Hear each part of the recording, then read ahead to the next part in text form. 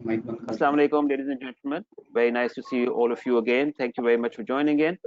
Okay, all of you had a sorry, Suleiman, up mic. All of you have had a session on taxation so far, and the feedback that I got from the group, from other members who participated, the feedback was excellent. Some individuals did mention that you need to take it to a higher level, and hopefully that is what we will also see to do. But if you remember what we discussed with Sajid when we agreed that we're going to give you an understanding of the tool sets also. We told you that we are not going to go in depth. We will give you as much knowledge as is needed to get you going. Okay.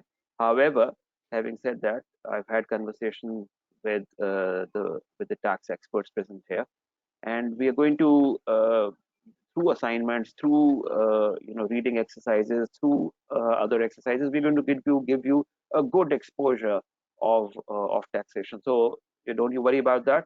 You will inshallah be enjoying the rest of the sessions as well. Now, first of all, about the feedback from the last session, purely feedback. I want to see some hand raises who will comment to me about how did the last session go. Learnings कैसी थी, कुछ add करने की या improve करने की अगर ज़रूरत है तो वो बताएं, और अगर कोई स्पेसिफिक कमेंट है तो वो भी दे दें. So I am looking for people to raise hands and share their feedback about the previous session with me. There are 39 people present in the call. Hand raises, please. All of you can raise hand. Attendees can raise hand. Yes. Okay, hand raises. Waiting. Hurry up. Here we go. Azhar Bilal, as expected. Okay, Azhar, unmuting you. Please go on. Assalamu sir. Thank you very much. Okay, so the last session was good. It was an interesting session, definitely, and we had chance to interact with the members of the previous 6-digit session, which I think was good. We could see for ourselves what they had learned and what it was like to finish this 6 digits program and what to expect. So overall, it was a good session and certainly informative. I learned a lot, refreshed a lot of things, and it also stimulated a lot of activity in our WhatsApp group after that. So that was very good.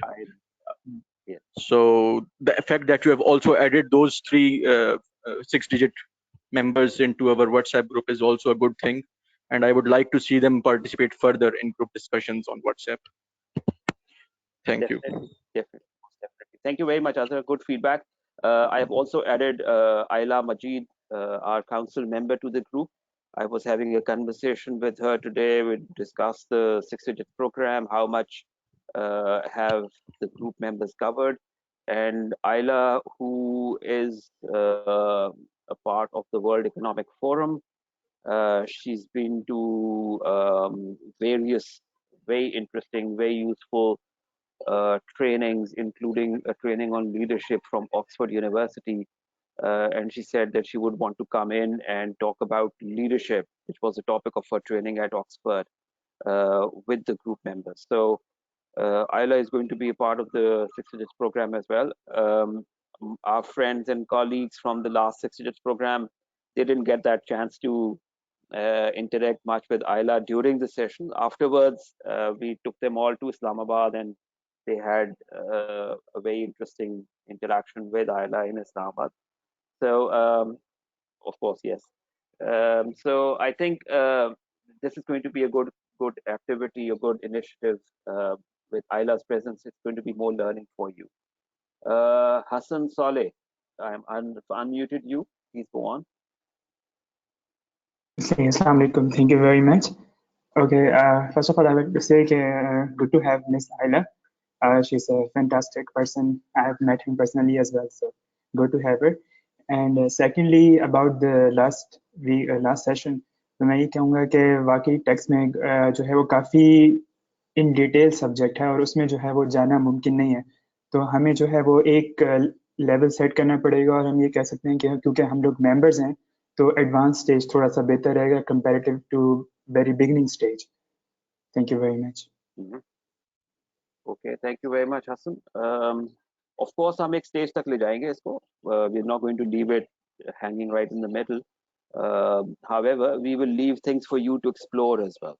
So like I said to you, of course there's going to be lecturing, as I call it, although this is not a classroom or a lecture room. There's going to be, you know, a slideshow and lecturing, but at the same time there is going to be work assigned also. So we are focusing more on, like I said, on skills that you will be able to continue to develop afterwards as well. So that was the point. Great. Any other comment? Yes, Muhammad Arshad. Ji Arshad. Assalamu alaikum, Janab. Did I ask? Ji, Assalamu alaikum, Arshad.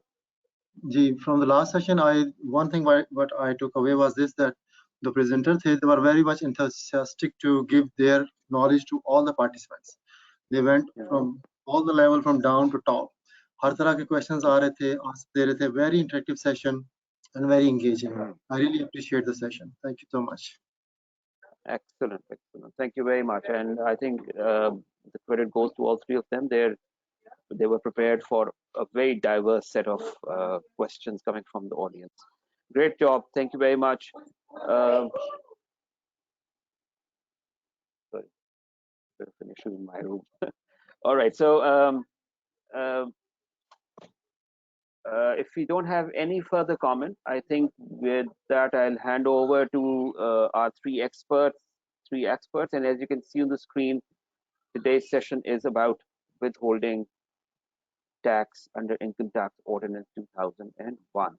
I have had a discussion with our tax experts, with the three of them, and the agreement is that for Friday, you're going to get a very interesting assignment come task that you're going to work on, and that will sort of give you a lot of opportunity to, you know, test your knowledge that has been shared with you.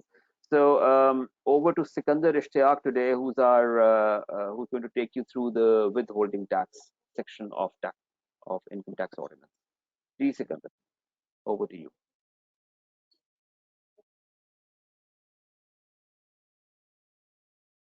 Thank you, Musa. Assalamu alaikum, members. Thank you for joining us today for a very important session on withholding tax under Income Tax Ordinance 2001. As most of you are familiar with withholding taxes, that how much this is important in our professional life. Just before starting the session, I just want to check how much of you have knowledge about withholding taxes, so that I can plan my whole session accordingly, in which depth I need to go. So can you please tell me, what do you understand by withholding taxes in Pakistan?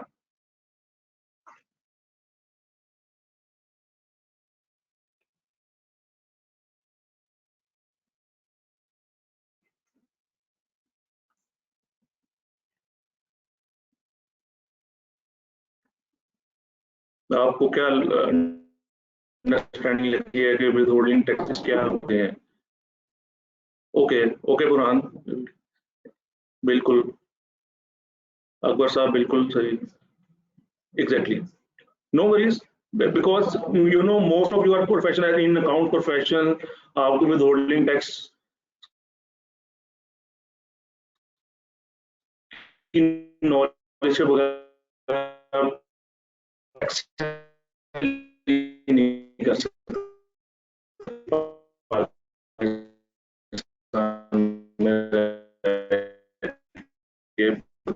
Our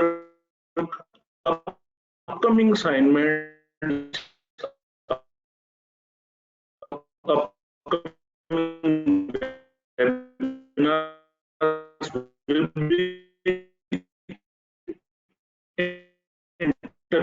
interlinked.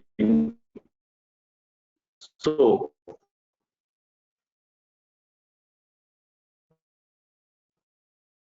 coming back to our today's session, the outline will be, we will discuss what is withholding taxes, its concept, different regimes, sections and further subsections. So we will not be going into the section, but I will show you the tax cards and the main withholding tax with which we deal. Okay, now can you hear me, Junaid and Arshad? So we will going for the, after discussing different regimes, we will discuss relevant sections.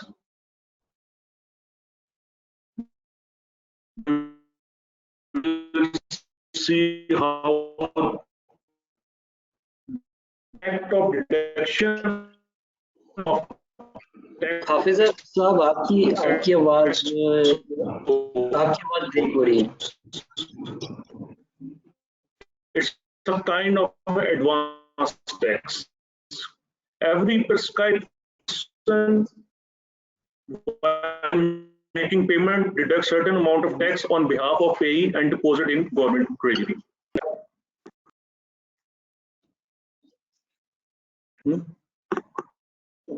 जी अब आपको आवाज clear आ रही है? जी sir अभी आ रही है, पहले थोड़ा समस्या. ओके चल, थैंक यू.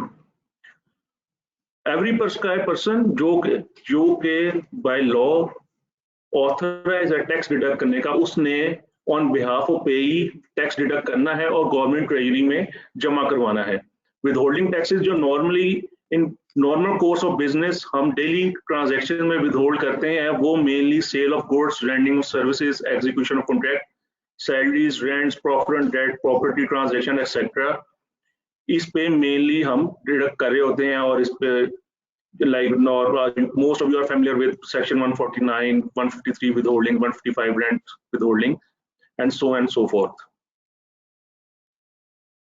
आप सबसे मेरा एक क्वेश्चन है कि आप सबने यूके लॉ पढ़ा है, तो आपको क्या लगता है कि यूके के अंदर विथहोल्डिंग टैक्स होता है?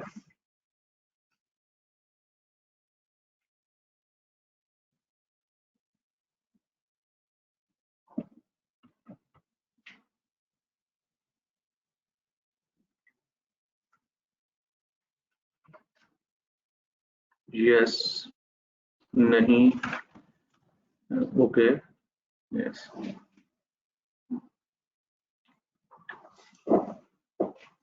यस, बिल्कुल उमैर, बिल्कुल आपने सही बताया. बाकी सब भी जिसने यस की है बिल्कुल सही. यूके के अंदर भी विथहोल्डिंग टैक्स होता है. वहां पर पेई के नाम से, पे एज यू अर्न, आप जैसे अर्न करते हैं आप टैक्स पे करते हैं. इसका मेन बेनिफिट क्या होता है गवर्नमेंट को?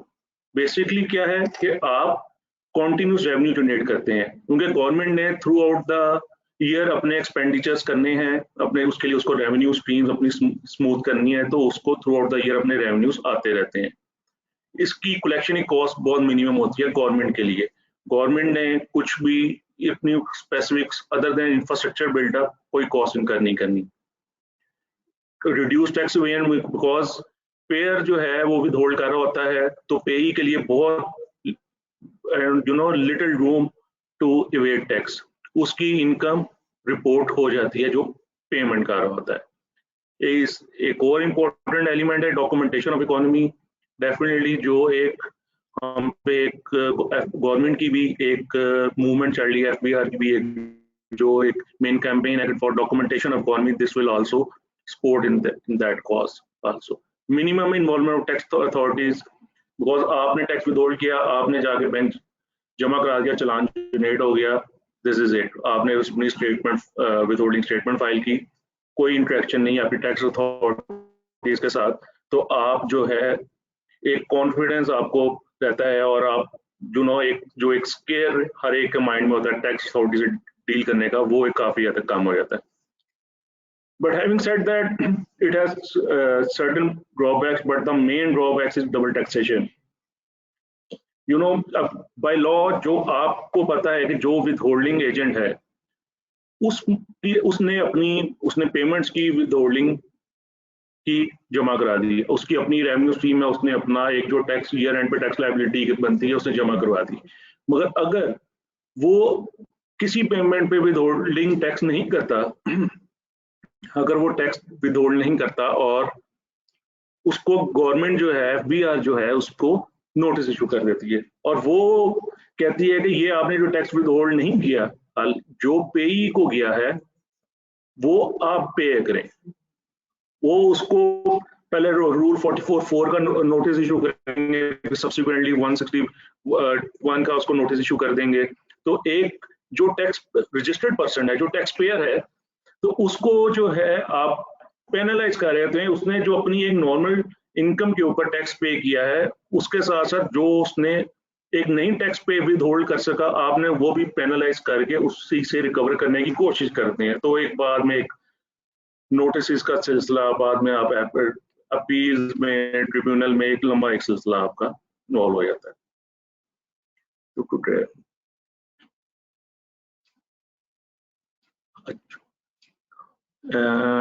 अकबर साहब कह रहे considering the benefits why tax is not with 100%। देखिए अकबर साहब, आगे जाके जब आप रिजीम्स में देखेंगे तो वहां पे आपकी ये क्यूरी ज्यादा बेटर क्लैरिफाई होगी कि कहाँ पे कि ये 100% एट सोर्स भी कुछ केस में आ रहा है कि कुछ जगह पे नहीं भी आ रहा, तो वहां पर आपको खुद ही क्लैरिफाई हो जाएगा। यूके के अंदर एक उनकी इकोनॉमी डॉक्यूमेंटेड है, वहां पर डबल टैक्सेशन का रूम बहुत कम है with regards to withholding taxes specifically. वहां पे अगर आपने विदहोल्ड, उनके वहां पे एक इंटरलिंक सिस्टम है, तो वहां पे एक आपने अगर जहां पे विदहोल्ड किया वहां पर सिस्टम अपडेट हो जाएगा, वहां पे रिकंसिलिएशन इमीडिएटली सिस्टम पे बन रही होती है, वहां पे आपको इतना मेजर इशू नहीं आता with regards to withholding tax. I am not discussing any other area जहां वहां पे because there are certain rooms. Okay, now going forward, so what are the duties of withholding agent? withholding agent की जो duties हैं mainly 3 है। उसने correct rate के साथ विदहोल्डिंग करनी है, tax deposit with in stipulated time करवाना है, और timely following of withholding statement under section 165। इसको फर्दर जो है हम यहाँ पे देखते हैं कि इसका फर्दर क्या है। Correct rate, income tax ordinance 2001 में रेट जो प्रिस्क्राइब है उसके अकॉर्डिंगली उसने विदहोल्डिंग करनी है। इससे पहले जब at the time of payment उसने उसका एक्टिव टैक्स पेयर लिस्ट में स्टेटस चेक करना है, बिकॉज आप आगे जाके देखेंगे कि जो रेट्स हैं वो वेरी करते हैं। एक्टिव टैक्स पेयर्स के जो रेट्स हैं, जो एक्टिव टैक्स पेयर लिस्ट में जिनका नाम नहीं है, उनके लिए वो रेट्स 100% इंक्रीज कर लेते हैं। तो so the primary thing is that you will first have to check the status of the person. So just to check, give you an idea, मैं आपको अभी e.fbi.gov.pk का एक एरिया दिखाता हूँ जहां से आप वेरीफाई कर सकते हैं। आप e.fbi.gov, वहां पर आपने एक्टिव टैक्स पे लिस्ट में इस पे क्लिक करेंगे।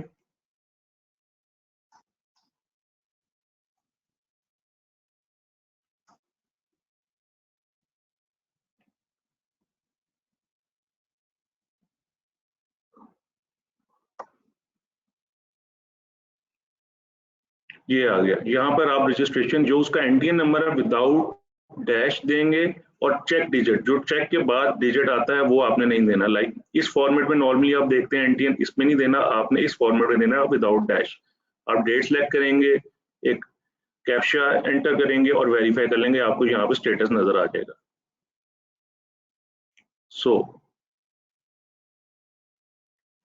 Coming back to the main area, आपने जब उसका स्टेटस चेक किया, जो उस पर एप्लीकेबल रेट है वो आपने चेक करना है कि जो करेक्ट रेट है वो उसी के अकॉर्डिंगली आप विद होल्डिंग कर रहे हैं।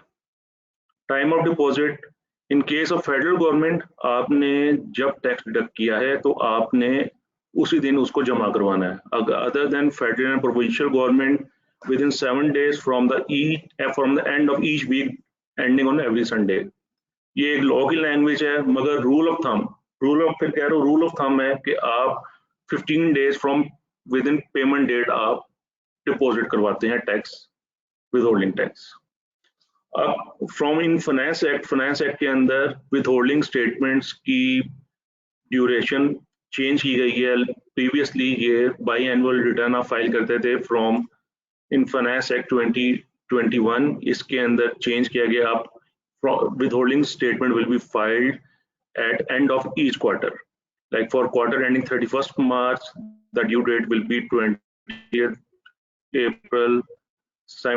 Likewise for 30 June, means second quarter, you have to file on 20th July or 20th of every after ending the date. So आगे जाके आपको जो है इसको हम दिखाएंगे कि आपने इसमें विद होल्डिंग स्टेटमेंट फाइल कैसे करनी है। उसका एक प्रोसेस भी आपको फर्दर जाके उसमें गोइंग फॉरवर्ड आपको दिखाऊंगा। उसमें कौन सी स्टेटमेंट होती है, मैनुअल कैसे फाइल करेंगे, या आपने विद होल्डिंग स्टेटमेंट बना के फाइल करनी है, वो भी आपको एक्सप्लेन करेंगे। Just before that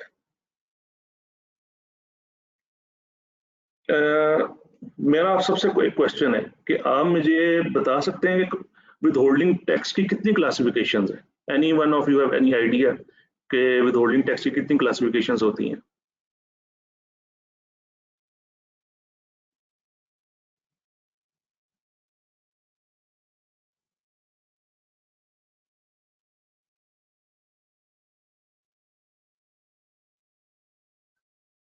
anyone?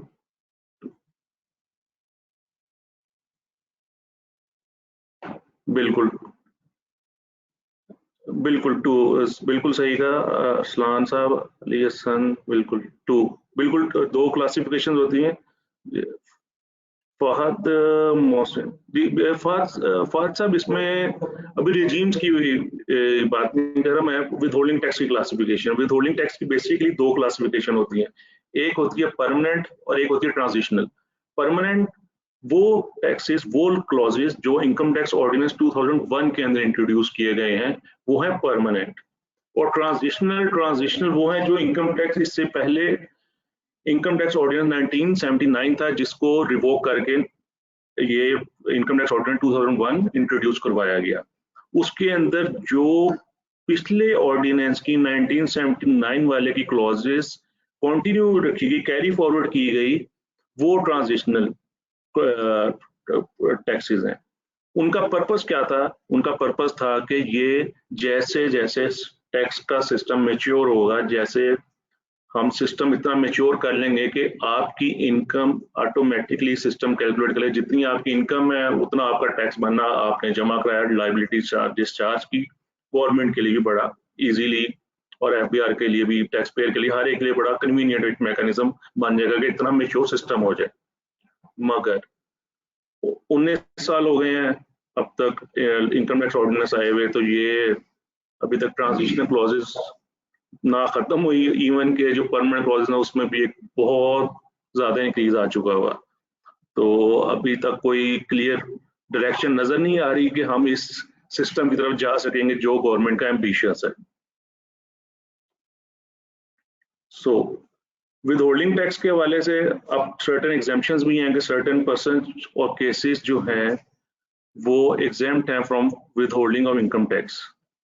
Like आप अगर इंपोर्टेड आइटम्स सेल करते हैं जिनका टैक्स आपने इंपोर्ट स्टेज पे पे कर दिया है, तो वो आप उनके ऊपर एग्जेम्प्ट है कि आपने जब उसकी पेमेंट करनी है तो आपने विद होल्डिंग नहीं करनी। लाइक आपने अगर किसी एक इंपोर्टर से आपने like electronics, like laptop purchase किया, एक ऑथराइज डीलर से, HP के ऑथराइज डीलर से जाके आपने लैपटॉप परचेज किया, जब वो आपको इनवॉइस देगा उसके साथ नॉर्मली वो अंडरटेकिंग भी प्रोवाइड करता है, जिसमें वो लिखता है कि ये मैंने as a commercial importer import की है और इसका मैंने sale tax, income tax at import stage मैंने पे किया है। नॉर्मली जो जिन अच्छे जो बड़े वेंडर्स हैं वो नॉर्मली अपने शिपिंग डॉक्यूमेंट्स भी without price mentioning the prices वो लगा के देते हैं टू असर्टेन देयर स्टैंड। तो आप उनके ऊपर पेमेंट करते हुए आप विथहोल्डिंग नहीं करते। इस तरह payment to certain government institution जो आप गवर्नमेंट की लाइक इसमें सर्टेन इसलिए मेंशन किया गया कि सारे गवर्नमेंट डिपार्टमेंट्स को विदाउट विथहोल्डिंग आपने पेमेंट नहीं करनी। कुछ गवर्नमेंट इंस्टीट्यूट्स लाइक आपने कोई एक्साइज की आपको फीस आई है तो excise like excise and taxation का प्रोफेशनल चलान आया तो आपने पूरा पे करना है।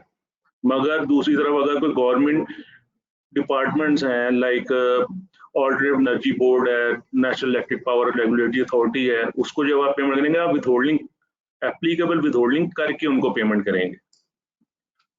Like person sold goods less than 75,000 पूरा पर टैक्स। एक साल में अगर आप किसी बंदे से 75,000 तक की गुड्स परचेज करते हैं तो आपको उसके ऊपर विथहोल्डिंग नहीं करनी। इस तरह अगर आप किसी से सर्विसेज रेंडर कर रहे हैं तो उसकी लिमिट 30,000 है, 30,000 तक आपको नहीं करनी, तो आप सर्विसेज विदाउट विथहोल्डिंग टैक्स आप कर सकते हैं। अच्छा, अब इसमें अब हम नॉर्मली दो फ्रेजेस को देखते हैं जो आपको इनकम टैक्स ऑर्डिनेंस में जब भी विथहोल्डिंग टैक्स के हवाले से आप डिस्कशन करते हैं। एक है डिडक्शन ऑफ टैक्स और एक कलेक्शन ऑफ टैक्स। क्या आपको आइडिया है कि डिडक्शन ऑफ टैक्स में क्या फर्क है और कलेक्शन ऑफ टैक्स में क्या फर्क है विद रिगार्ड टू विथहोल्डिंग?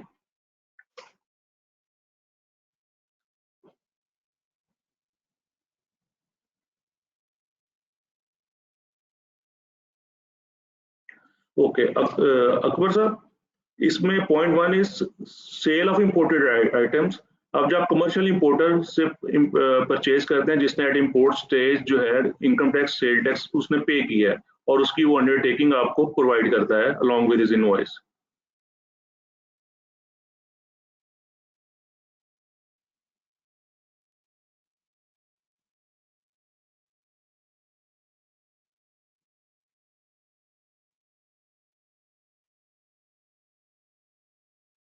हाँ, मैं फिर अपना क्वेश्चन क्लैरिफाई कर दूं कि कलेक्शन ऑफ टैक्स में क्या फर्क है और डिडक्शन ऑफ टैक्स में क्या फर्क है, क्योंकि सेक्शंस जो है फिर इसमें इन्हीं में मेन डिफरेंस है जो कि आगे सेक्शन आप गोइंग फॉरवर्ड जब डिफर करेंगे विथहोल्डिंग के।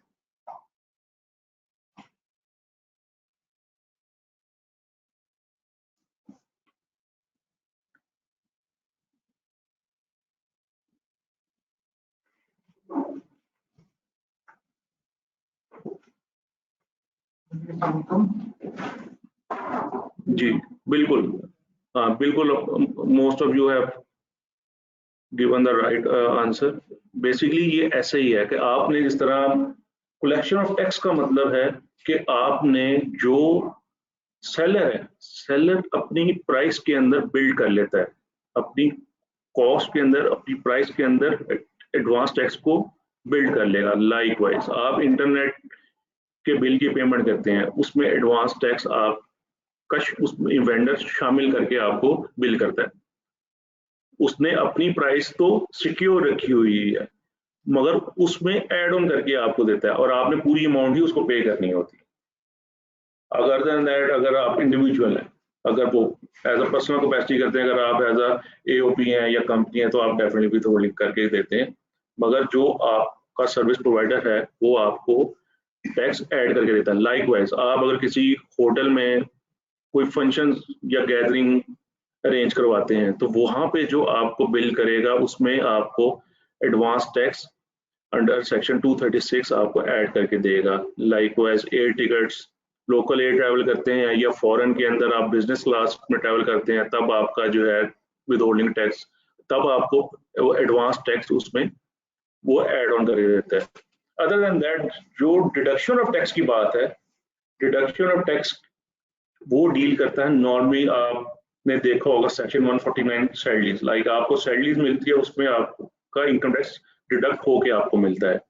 आप किसी सप्लायर को पेमेंट करते हैं या आप एज अ वेंडर हैं आपको आपका कस्टमर पे करता है तो वो उसमें टैक्स डिडक्ट करके आपको पेमेंट करता है, तो वो आपके बिहाफ पे वो टैक्स जमा करवा देता है।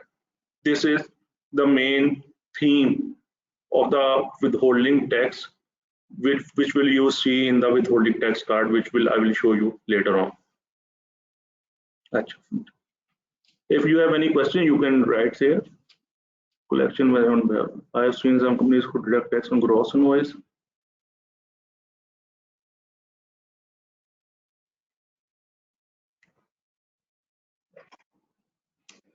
Which I have seen some companies who deduct tax on gross invoice and some exclude advance tax, then withhold. Which one is right? Fahad Mohsin साहब का बिल्कुल क्वेश्चन है जी। फहद साहब, इसमें जो सेकंड मेथड है कि आप जो एडवांस टैक्स को एक्सक्लूड करके आप अपनी पेमेंट करते हैं, वो एक राइट मेथड है, क्योंकि जो एडवांस टैक्स है वो आपने रिफंड की, जब अपनी एप्लीकेशन फाइल करेंगे एनुअल रिटर्न में, वहां पर आप इसको क्लेम कर लेंगे।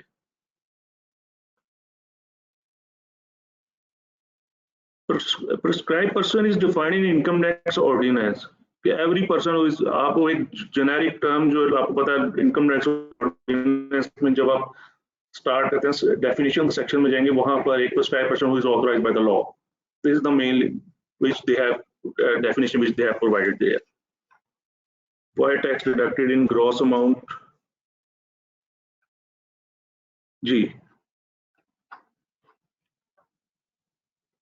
why tax deducted at gross amount PST and GST inclusive? Yes, जो इनकम टैक्स डिडक्ट होता है वो आप टैक्स इंक्लूसिव वैल्यू के ऊपर डिडक्ट करते हैं, और वो क्यों करते हैं? बिकॉज जो सेल टैक्स है उसका उसने इनपुट ले लेगा, वो वहां पे उसका बेनिफिट उसका उठा लेगा, इसलिए वो एज आ उसकी इनकम वहां उस एंड पे उसके लिए बन जाएगी।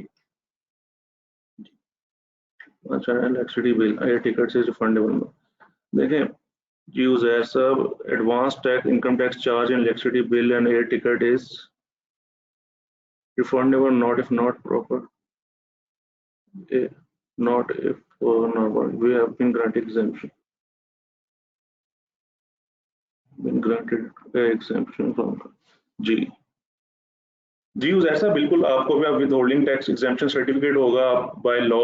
पब्लिक लिमिटेड कंपनीज को जो है 15 डेज में कमिश्नर ने भी ऑथराइज है, या अगर प्राइवेट लिमिटेड है या कोई और बिजनेस करते हैं तो आप कमिश्नर के पास एप्लीकेशन फाइल कर सकते हैं और विदहोल्डिंग एग्जेम्पशन सर्टिफिकेट ले सकते हैं।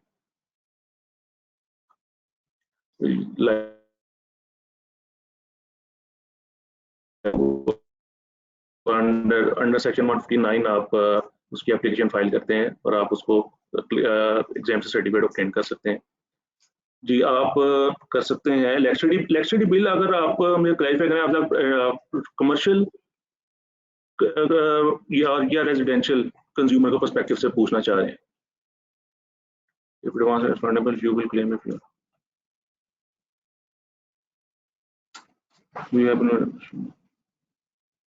जी आप जो और ऊपर से सेकेंडली यूजर साहब आप जो एयर टिकट्स के हवाले से पूछ रहे थे, एयर टिकट्स के ऊपर बिल्कुल लगता है एयर टिकट्स में वो भी रिफंडेबल होता है जो 236D, लाइक आपने लोकल ट्रैवल के अंदर तो है आपके एडवांस टैक्स, मगर जो आप फॉरेन ट्रैवल करते हैं उसमें इकोनॉमी क्लास पे नहीं होता, नॉर्मली बिजनेस क्लास के ऊपर 12,000 का फिक्स टैक्स आपको लगता है।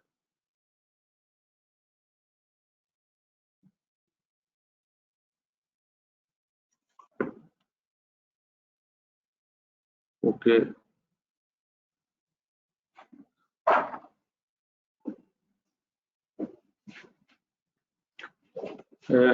हसन स्वाले साहब आपका, मुझे एक मैं थोड़ा करके फिर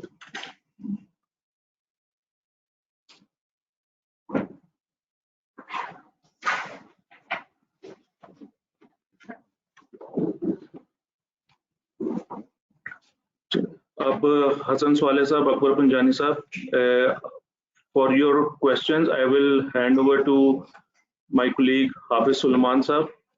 He will further add on in this regard. Ji Hafiz Sahab. Assalamu alaikum. Okay, so let's go to your questions. सबसे पहले तो मैं आपको बताऊंगा withholding agent is the one person उसके लिए certain जो law है ना वो define करता है कि काफला कंडीशन अगर वो पूरी करता है तो फिर उसको withhold करना है agent. Just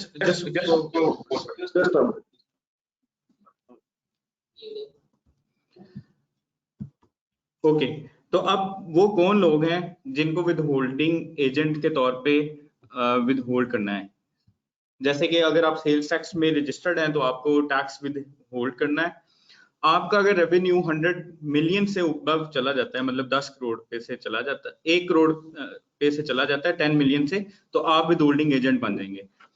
नाउ अब विदहोल्डिंग एजेंट करता क्या है? बेसिकली टैक्स डिडक्ट करता है ऑन बिहाफ या विदहोल्ड करता है ऑन बिहाफ ऑफ एफपीआर, और जो पर्सन के साथ ट्रांजैक्शन हो रही है, मतलब जो आपका सप्लायर है, उसकी इनकम के ऊपर टैक्स जमा करवाता है टू एफपीआर. अब withholding is at the time of payment, not at the time of transaction. So let's go through your questions first. So I'll start from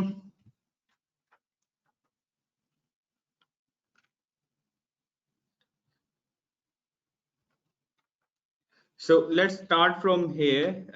The advance income tax charge in electricity bills and air tickets is refundable or not if for non-profit organization trust. देखें, non profit organisation जो है उसको 100C में 100% tax exemption है from all taxes.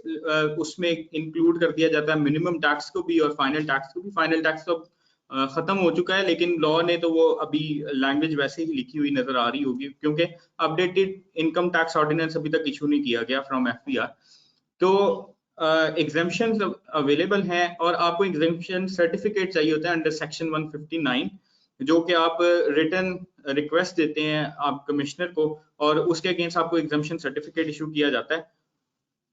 अब बात यहाँ पे ये है कि आपके ऊपर तो टैक्स एप्लीकेबल नहीं है, लेकिन आपका टैक्स काटा जा रहा है और उसको जमा करवाया जा रहा है गवर्नमेंट पे, तो फिर you will apply for refund. We have been अच्छा, इधर एक बात मैं और ऐड ये कर दूं कि जो रिफंड है वो छोटी अमाउंट्स का, आपको पता है कि इट्स लाइक आग का दरिया है और उसमें से जाके तो रिफंड निकालने वाला काम है एफपीआर से. तो मैं ये चीज यहाँ पे ये जरूर कहना चाहूंगा कि जब रिफंड थोड़ा बड़ा हो जाए उस टाइम रिफंड के लिए एप्लीकेशन देनी चाहिए. We have been granted exemption from income tax from so there I think your question satisfy कर देगा आपको मेरा answer. If not, then ask the question again. All advance tax is refundable. You will claim it in your annual return. So refundable और non-refundable, इनके बारे में मैं ये बता दूं कि जो आपका नॉर्मल टैक्स रिजीम में टैक्स विदहोल्ड होता है वो आपका रिफंडेबल होता है. जैसे कि आपके मोबाइल के ऊपर टैक्स जो कट रहा है वो आपके लिए एडजस्टेबल और रिफंडेबल भी है. गाड़ी के टोकन के ऊपर जो टैक्स जा रहा है वो भी इसी तरह है. स्कूल फीस के ऊपर पहले टैक्स जाता था एक्टिव फाइलर्स पे भी, लेकिन अब एक्टिव फाइलर्स के ऊपर से स्कूल फी का टैक्स खत्म कर दिया गया है. अब कौन से ऐसे टैक्सेस हैं जो रिफंडेबल नहीं है? वो मिनिमम टैक्स में जाते हैं, जो कि पहले एफटीआर के तौर पे क्लासिफाई किए जाते थे. वो आपके रिफंडेबल नहीं होते, बल्कि वो मिनिमम टैक्स है. मतलब आपकी कुछ भी लायबिलिटी बन रही हो आपने वो तो पे करना ही करना है.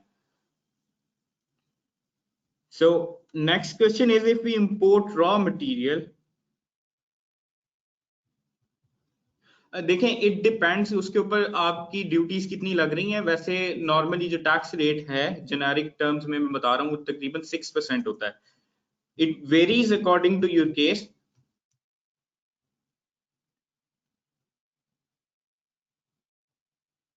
Please make payment of utilities such as K Electric withholding applies. अच्छा, के इलेक्ट्रिक को पेमेंट के टाइम पे ये ऐसे ही है जिस तरह मतलब आप गवर्नमेंट इंस्टीट्यूशन को पेमेंट कर रहे हैं तो बेसिकली वो आपका टैक्स डिडक्ट करते हैं, not withheld by your person.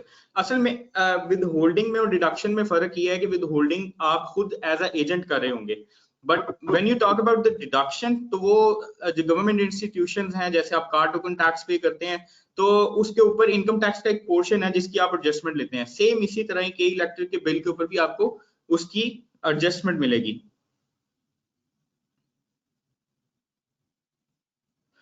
अच्छा, ये जो 50 मिलियन की जो एग्जम्पशन थी, it increase to 100 million since मतलब जो आपका जो फाइनेंस एक्ट है उसके अंदर इसको थोड़ा सा बढ़ा दिया गया। उसकी रीजन ये विद होल्डिंग के काफी ज्यादा मसाइल हैं हमारे मुल्क में, because 1% are tax filers actually, और 99% जो उनसे हैं वो डॉक्यूमेंटेड सेगमेंट नहीं है, और उनसे विद होल्ड करना और फिर डबल रेट के ऊपर विद होल्ड करना बहुत डिफिकल्ट है। इस वजह से आप काफी कंपनीज को देखेंगे कि उनके हर टाइम विद होल्डिंग टैक्स के केसेस जो उनसे वो अंडर सेक्शन 161 वो ओपन रहते हैं, और मतलब यहाँ पे काफी ज्यादा मसाइल जो उनसे विद होल्डिंग के साथ हैं। आपका जो लोकल मतलब यहाँ पे बिजनेसमैन है वो इस चीज से काफी तंग है कि भाई टैक्स नेट तो आप नहीं बढ़ा रहे, और अगर मैं उन लोगों से टैक्स नहीं लूंगा तो मैं अपना बिजनेस टैक्स नहीं लेता या टैक्स चार्ज करता हूँ या उनको फोर्स करता हूँ कि वो टैक्स दें, तो वो मेरी बजाय मेरे कंपैटिटर्स के साथ चले जाते हैं जो कि अनडॉक्यूमेंट सेगमेंट के हैं, तो उसको बिजनेस के इश्यूज आते हैं। मतलब उसके लिए कंपैटिटिव मतलब इन्वायरमेंट नहीं रहता कि वो उसके अंदर सरवाइव कर सके, और इस वजह से जो टैक्स पेयर्स हैं उनको काफी हरासमेंट का भी सामना करना पड़ता है। इसके अलावा अगर वो सारी ट्रेल दे देता है और वो डॉक्यूमेंट सेगमेंट के साथ ही सिर्फ ट्रांजैक्शन कर रहा है, और अगर उसमें से कोई उसके विद होल्डिंग बच गया और वो मतलब उसने विद होल्डिंग नहीं की, तो उसके ऊपर फिर सरचार्ज हिट किया जाता है अगर जो नेक्स्ट पार्टी है उसने अपना टैक्स पूरा भी पे कर दिया है।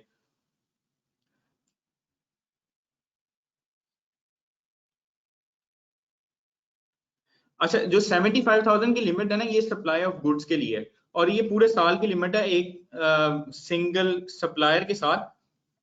मतलब अगर आप किसी एबीसी कंपनी के साथ छोटी छोटी ट्रांजैक्शन करते हैं 10,000 की, और वो एक्सीड आपको नजर आ रहा है या आप एक्सीड लिमिट हो चुकी है, तो आपको उसको पिछले 75,000 पे भी जिस पे आपने विदहोल्डिंग किया था आपको विदहोल्डिंग करनी पड़ेगी।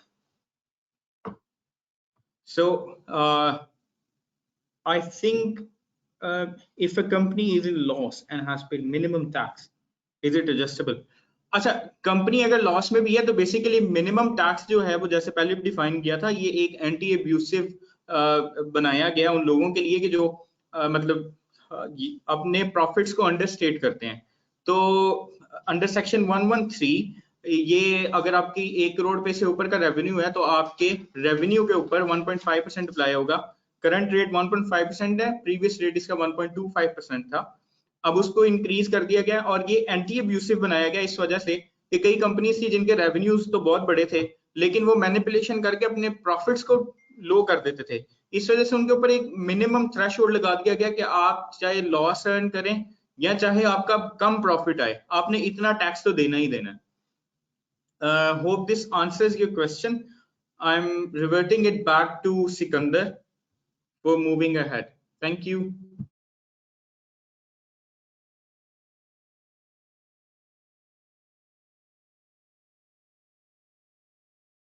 Thank you, Afsar. So, moving forward, आपके फिर फर्दर आके अगले सेगमेंट आफ्टर सर्टेन स्लाइड्स फिर आपके अगेन क्वेश्चन Q&A का सेशन हम इसको कंटिन्यू रखेंगे।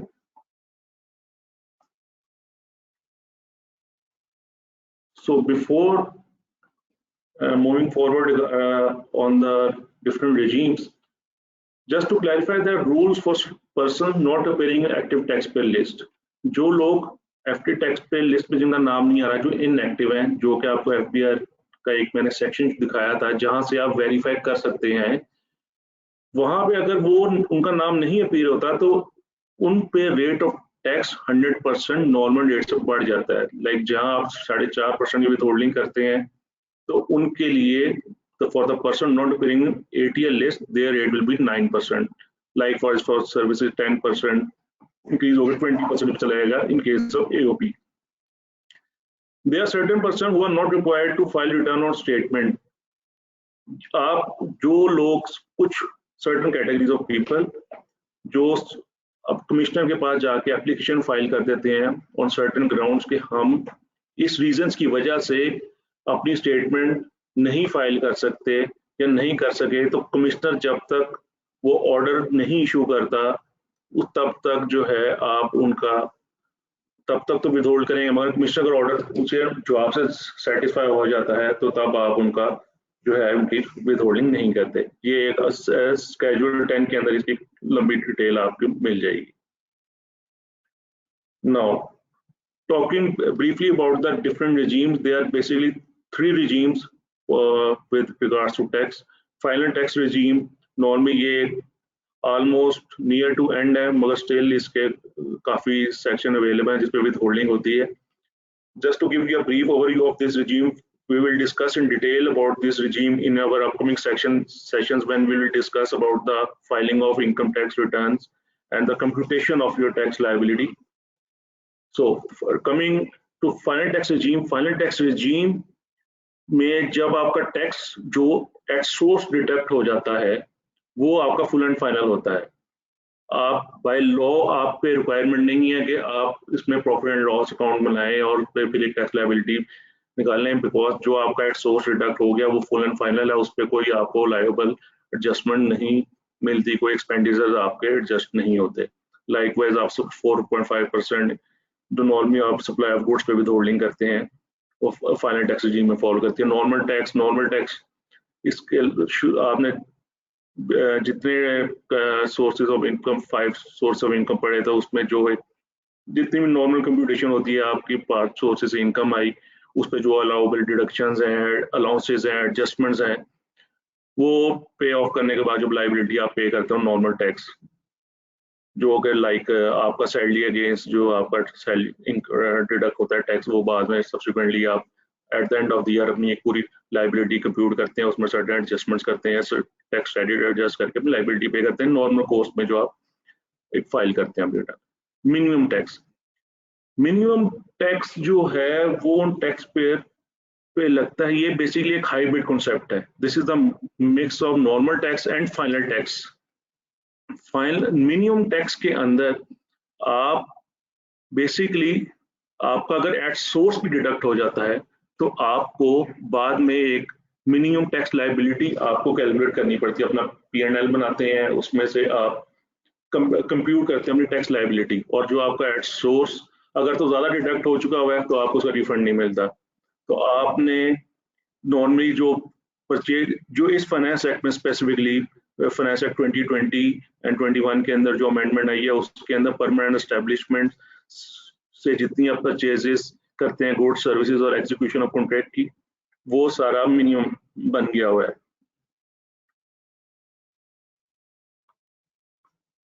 ऑफेंसेस एंड पेनल्टीज, आप अगर जो है टैक्स डिडक्ट नहीं करते या आप टैक्स टाइमली डिपॉजिट नहीं करवाते या आप विद होल्डिंग स्टेटमेंट नहीं टाइमली फाइल करते तो उस पर सर्टेन ऑफेंसेस एंड पेनल्टीज आपको पे करनी पड़ती है। अगर तो आपने if you have failed to collect और deduct tax as required by law तो आपको 40,000 और 10% of the amount of tax whichever is higher आपको पे करना पड़ेगा। नॉर्मली अगर आपने सेक्शन 53, 149 उसमें अगर आपने डिडक्ट नहीं किया और आप ये एस्टेब्लिश हो जाता है कि you have failed in your obligation, then you have to pay the fine. अगर आप withholding statement under section 165 नहीं टाइमली सबमिट करवाते, जो प्रीवियसली आपको मैंने प्रीवियस स्लाइड में एक क्वार्टरली स्टेटमेंट्स की डेडलाइंस आपको बताई थी, उसमें जो टाइम फ्रेम गिवन है उसमें अगर आप नहीं अपनी विद होल्डिंग स्टेटमेंट फाइल करते तो आपको 5,000 पेनल्टी देनी पड़ेगी up to the time 90 days अगर आप नहीं करते, but after that 2,500 each day with a minimum penalty of 10,000। Just to elaborate with example, the whole mechanism of this withholding tax flow, आपने किसी से जब भी कोई परचेज की, लाइक आपने एक इंडिविजुअल से गुड्स परचेज की जो उसका नाम ATL में आ रहा है, तो at the time of payment जो परचेजर है उसने 100% अमाउंट में से 95.5% पेमेंट सप्लायर के करनी है और 4.5% विथहोल्ड करके FBR को दे देनी है। उसका वो टैक्स चालान बनाएगा और उसको बैंक में डिपॉजिट करवा देगा और उसका जो CPR जनरेट होगा वो सप्लायर को प्रोवाइड कर देगा। गोइंग फॉरवर्ड हम इसमें इन डिटेल इसका सारे step by step approach check करेंगे। विदहोल्डिंग टैक्स रिजीम में डिफरेंट सेक्शंस हैं जिसमें डिफरेंट पार्टीज को बाय लॉ ऑथराइज किया गया है who will act as a withholding agent. और ये कब कब करेंगे, we will look at it very briefly. Under section 148 at the time of imports, अगर आप imports करते हैं तो collector of customs is authorized to collect tax at the import stage. The tax will be collected at the same time when the goods are imported. अब और उस time जो उसके बाद अगर तो आप जिस तरह सैलरीज इनकम है, सैलरी इनकम पे जो आपका टैक्स है वो जो आपका एम्प्लॉयर है वो डिडक्ट करके आपको एम्प्लॉय को देता है।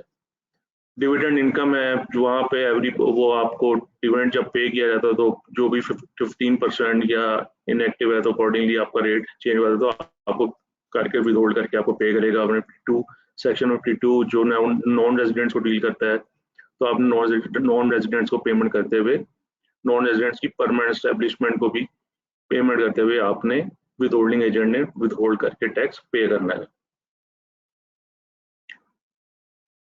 जस्ट ये सेक्शन 149 की टैक्स स्लैब्स हैं जो आपको अभी स्क्रीन पे शो कर रहा। नॉर्मली आप many of you are familiar with this because you are using this in your daily routine.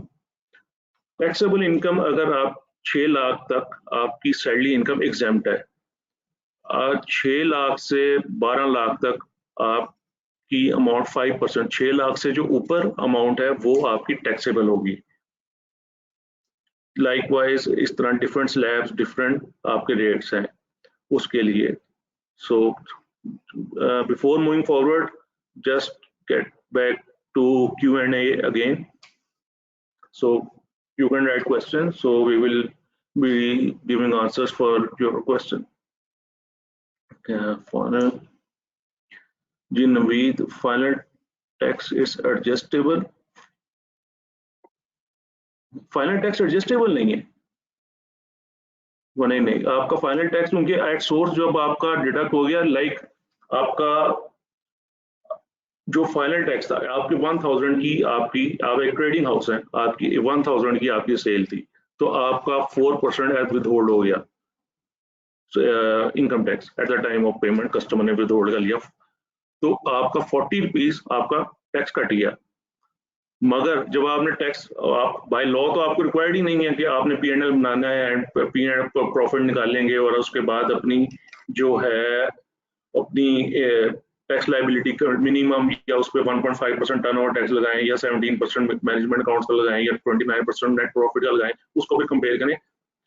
आपका जो एसओ डिडक्ट हो गया वो फाइनल है, वो एडजस्टेबल नहीं है। और वैसे भी इन करंट फाइनेंस एक्ट ये फाइनल टैक्स रिजीम अबॉलिश हो गई हुई है। Mostly now the focus on NTR and MTR.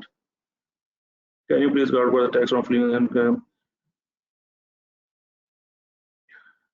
So regarding Arslan Iftikhar, can you please guide about tax on freelancing income earned from abroad while working for Pakistan?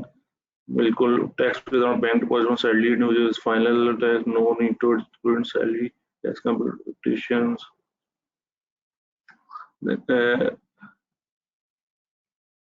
देखें जो आपका bank deposits के ऊपर आपका टैक्स विदहेल्ड होता है normally वो आप अपनी सैलरी से टैक्स से एडजस्ट करवा सकते हैं। नॉर्मली या तो आप ईयर एंड के ऊपर जब अपनी फाइनल टैक्स लाइबिलिटी बना रहे हैं तो उससे एडजस्ट कर सकते हैं या आप अपने एम्प्लॉयर को वो टैक्स सर्टिफिकेट दे के अपनी सैलरी की इनकम से ही उसको टैक्स लाइबिलिटी को रिड्यूस करवा सकते हैं। Your employer is liable to adjust it from your tax liability. Kumail no बिल्कुल ऐसे final tax is not adjustable. बिल्कुल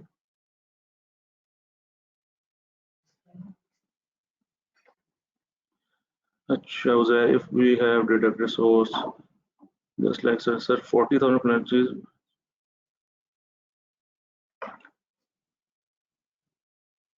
for the penalty which you are referring is for failure to deposit tax, failure to deposit withholding tax in prescribed time.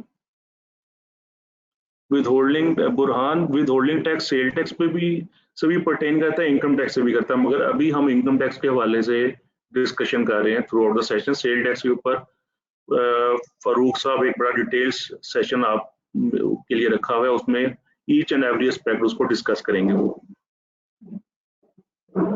So don't you think the tax amount in Pakistan is too in Pakistan for salary person influence legislation whether there are too many tax I believe there should be just 4. Exactly, this is basically एक major chunk जो है government को जो revenue का है, tax revenue का, वो under section 149 receive होता है सैलरीड इंडिविजुअल से। अब सैलरीड इंडिविजुअल्स की इसीलिए उन्होंने स्लैब्स रख दी हुई है ताकि मैक्सिमम उन्हीं से ही आप कह लें उनको निचोड़ सकें, उन्हीं से ही एक इंफॉर्मेशन मैक्सिमम एक्सट्रैक्ट कर सकें। हाई रेट जो है बेसिकली बिजनेसेस को जो है उन्होंने इससे ज्यादा हाई रेट के ऊपर टैक्स कर रहे होते हैं। Profit on bank deposit profits earn from national saving just जी please explain 152 section.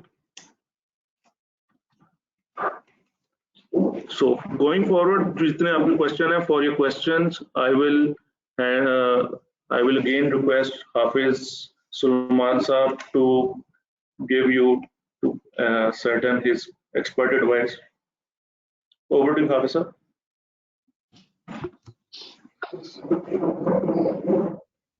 Okay. Thank you, Sikandar. So let's start with tax held on bank deposit from salary individual. इसका answer आपने कर दिया I think. Final tax is not adjustable. Final tax जो है वो तो regime ही अब खत्म हो गई है, वो मिनिमम टैक्स में कन्वर्ट हो गई है। तो फाइनल टैक्स या मिनिमम टैक्स जो है वो रिफंडेबल या एडजस्टेबल नहीं है, वो तो मिनिमम थ्रेशोल्ड है कि इतना आपने टैक्स पे करना ही करना है।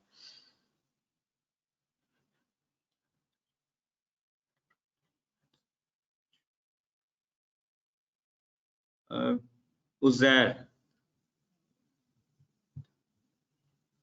मैं आपको अनम्यूट करना चाहूंगा क्योंकि मुझे आपका क्वेश्चन इतना क्लियर नहीं, तो लेट्स अनम्यूट यू।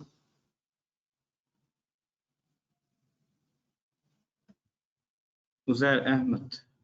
अस्सलाम वालेकुम sir, can you hear me sir? अस्सलाम वालेकुम Uzair. Can you hear me sir? Hello, can you hear me hello sir? जी, अब आवाज आई आपकी। अच्छा सर, मेरा क्वेश्चन ये है कि हम लोग एक ट्रस्ट हैं और हम लोग ऑपरेट कर रहे हैं यूनिवर्सिटी और टीचिंग हॉस्पिटल्स ऑपरेट कर रहे हैं।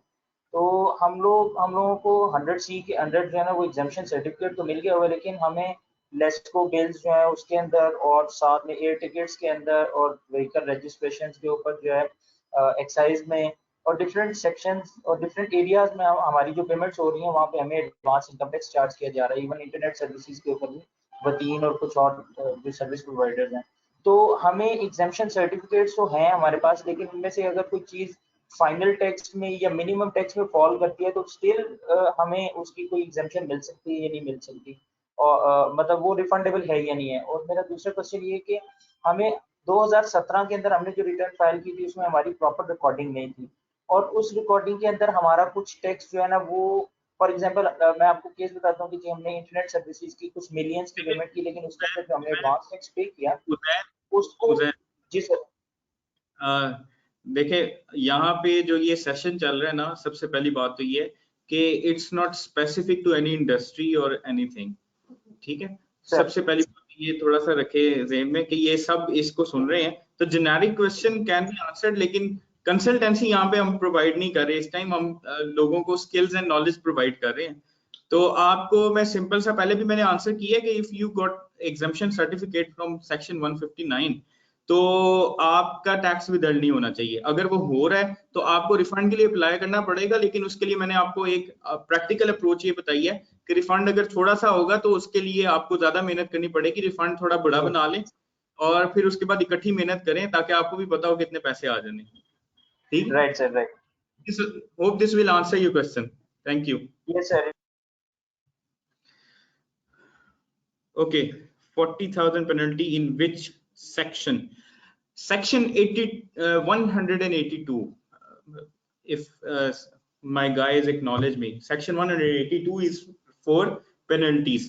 तो यहाँ पे आपको पता चलेगा कि विदहोल्डिंग टैक्स जो है उसके ऊपर गवर्नमेंट का या एफपीआर का बहुत ज्यादा प्रेशर भी है, क्योंकि उनको पता है कि मैक्सिमम जो उनका टैक्स कलेक्शन है, एक तो वो सैलरीड पर्सन से करते हैं क्योंकि उसका, और वो भी विदहोल्डिंग टैक्स के थ्रू ही आ रहा होता है। इसी तरह उसके ऊपर काफी एम्फेसाइज किया गया है कि भाई ये जो विदहोल्डिंग टैक्स है ना, ये हमारी मेन चंक हमारा क्रिएट कर रहा होता है रेवेन्यूज का। ठीक है, तो यहाँ पे ऐसे है कि डिफरेंट पेनल्टीज जो वो डिफाइन की जाती हैं कि अगर आपने टैक्स प्रॉपर्ली विद होल्ड नहीं करे तो आपके ऊपर 40,000 पेनल्टी लगेगी। अगर आप लेट फाइलिंग ऑफ स्टेटमेंट कर रहे हैं तो उसके लिए डिफरेंट कैटेगरीज हैं कि अगर आप लेट हो जाते हैं विद इन 90 डेज तो आपको 5,000 पेनल्टी है, लेकिन उसके लिए शर्त ये है कि आपने सारा का सारा टैक्स विद होल्ड किया हो। अगर आपकी प्रॉपर टैक्स विद होल्डिंग नहीं है तो फिर 2500 पर डे के हिसाब से आपको चार्ज किया जाएगा with minimum penalty of 10,000 rupees. So sales tax और इनकम टैक्स दोनों से रिलेट करता है। बेसिकली सेल्स टैक्स सारा का सारा विद होल्डिंग टैक्स ही है, क्योंकि आप उसमें एंड कंज्यूमर से टैक्स लेके गवर्नमेंट को जमा करवा रहे होते हैं। तो सेल्स टैक्स की अगर मैं बात करूं तो that is with holding tax, लेकिन वो क्योंकि आपकी सप्लाईज के ऊपर है और सेल्स के ऊपर है, इस वजह से उसको सेल्स टैक्स का नाम दिया गया। Okay, can you please repeat these slabs on the screen? अच्छा, ये जो स्क्रीन के ऊपर आपको स्लैब्स इस टाइम नजर आ रही हैं, ये बेसिकली सैलरी के लिए, सैलरीड पर्सन के लिए स्लैब्स हैं। और इसको हमने पहले भी एक सेशन में डिफाइन किया था कि ये काफी ज्यादा स्लैब्स बनाने का मकसद ये है कि जितनी ज्यादा किसी की इनकम है उसको उतना टैक्स किया जाए, और इसको काफी रैशनलाइज रखा गया है as compare to the business individual. Business individual के जो स्लैब्स हैं वो काफी कम हैं इससे, लेकिन उसके ऊपर स्लैब के जो बैंड्स हैं वो काफी कम है, और टैक्स रेट जो है वो काफी रैपिडली इंक्रीज होता है, और टैक्स रेट भी ज्यादा हिट किया जाता है टू बिजनेस इंडिविजुअल्स।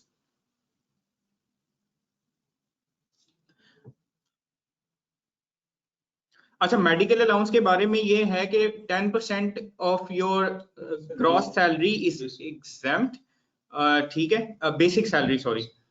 अब बात ये है कि उससे ऊपर जाएगा तो वो टैक्सेबल होगा।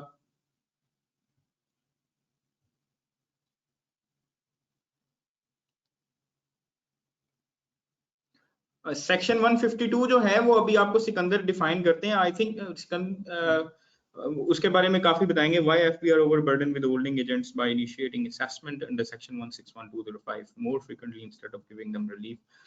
अच्छा, इसमें ये है कि क्योंकि आपको ये पता है कि हमारा डॉक्यूमेंटेड सेगमेंट बहुत थोड़ा है, अनडॉक्यूमेंटेड सेगमेंट एक बहुत बड़ा है, और इसके साथ साथ चीज ये है कि जो टारगेट्स अचीवमेंट है उसके लिए इनको सबसे पहला रूट यही नजर आता है कि जो टैक्स दे रहा है ऑलरेडी उसी को पकड़ा जाए। तो वो जो नॉन फाइलर्स हैं बेसिकली वो टैक्स हेवंस में रहते हैं, और वो अक्सर तो मतलब हमारे साथ जो फ्रेंड्स वगैरह हैं वो तो मतलब हो रहे होते हैं कि जी हम तो नॉन फाइलर ही बेहतर हैं। But the thing is, for the betterment of economy and our country हमें टैक्स पे करना है और रिटर्न फाइल करनी चाहिए। हरासमेंट एक कंसिडरेशन जरूर है, लेकिन इसमें बात ये है कि वो टारगेट्स की अचीवमेंट के लिए ऐसा सब कुछ करते हैं, और विद होल्डिंग टैक्स की जो ऑडिट है इसी से सब बहुत ज्यादा परेशान है। जनरल पब्लिक ज्यादा परेशान इनकम टैक्स से नहीं है, विद होल्डिंग टैक्स से है। उसकी रीजन ये है कि अगर फॉर एग्जांपल मैं अभी कहूँ कि जी मैं कहीं से भी कोई चीज परचेज करने जा रहा हूँ, वो नॉन फाइलर है, तो उसको बहुत मसला होगा कि वो कहेगा मैं आपके साथ ट्रांजैक्शन नहीं करता। लेकिन प्लेइंग फील्ड के लिए एज अ बिजनेसमैन मुझे तो प्लेइंग फील्ड चाहिए, और मैं उसके साथ ट्रांजैक्शन कर बैठता हूँ, और जब कर बैठता हूँ तो उसके बाद मेरे लिए विद होल्डिंग टैक्स की जो तलवार है वो वैसे ही लटक रही होती है। इसका काफी कंपनीज क्रिटिसाइज भी करती हैं, लेकिन अभी तक कोई ऐसा सोल्यूशन प्रोवाइड नहीं किया गया फ्रॉम एफपीआर के विद होल्डिंग एजेंट होने के साथ कोई रिलीफ मिलने की बजाय उल्टा उसको परेशान किया जाता है। रूल 44 से काम स्टार्ट किया जाता है और 161 के अंडर उसको टैक्स रेट किया जाता है। इवन अगर उसके कोई जिसके साथ उन्होंने ट्रांजैक्शन किया है वो अपना टैक्स खुद पे भी कर रहे हैं, तब भी उसको डिफॉल्ट सरचार्ज लगाया जाता है विच इज चार्ज एट 12%।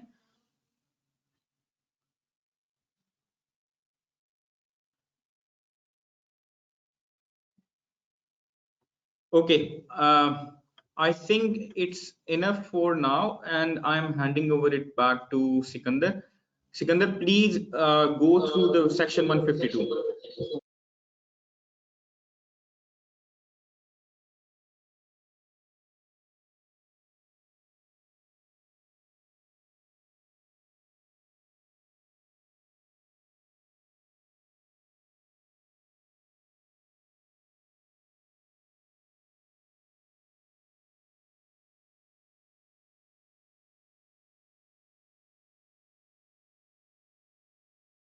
आएंगे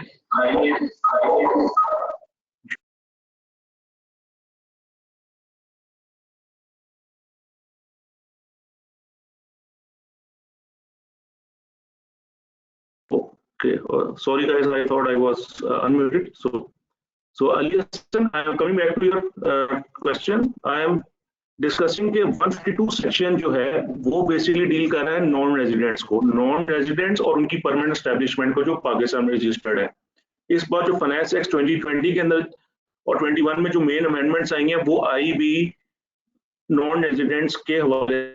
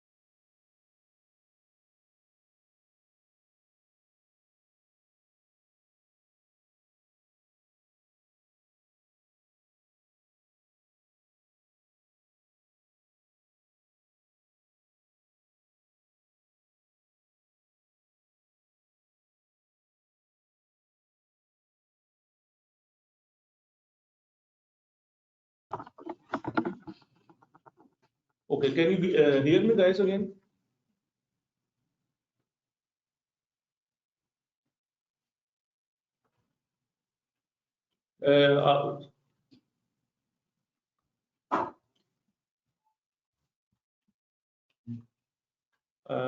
आपको आवाज आ रही है सब लोगों को? जी बिल्कुल अब आ रही है सिकंदर साहब, और काइंडली एक माइक जो है वो उसको अनम्यूट करके बाकी सारे म्यूटेड कर दे तो आवाज क्लियर आएगी। Sorry for interruption. I lost my connection. Meanwhile, so Ali Hassan, again, I was discussing the section 152. 152 section जो है वो बेसिकली परटेन करता है नॉन रेजिडेंट्स और उनकी परमानेंट एस्टेब्लिशमेंट्स को। इस बार जो फाइनेंस एक्ट 2020 और 21 के अंदर जो मेन अमेंडमेंट्स आई हैं वो बेसिकली परटेन करती हुई इनको नॉन रेजिडेंट्स को ही है। उनको लेवल प्लेइंग फील्ड प्रोवाइड करने के लिए उनके लिए टैक्स रेट्स कम किए गए हैं। Other than that local residents के लिए कहीं टैक्स रेट्स बढ़ाए नहीं गए, अनचेंज रखे गए, मगर जो नॉन रेजिडेंट कंपनीज उनके लिए टैक्स रेट्स को कम किया गया। आपके सामने मैंने अभी with holding tax card open किया हुआ है जिसके अंदर ये FPR की वेबसाइट पे अवेलेबल है जो कि आपको असिस्ट करता है विद होल्डिंग रेट्स के हवाले से और उसमें उसकी नेचर के हवाले से।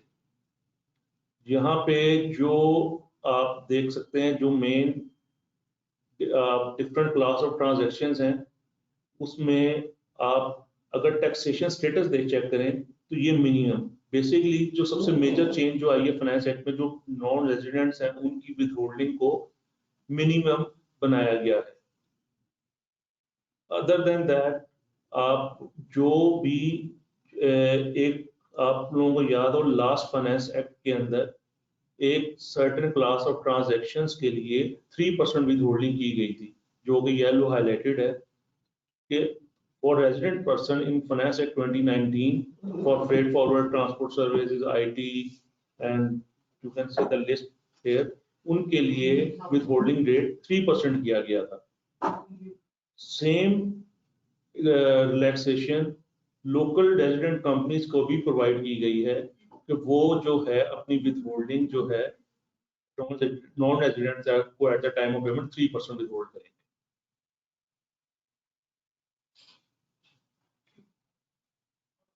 Okay.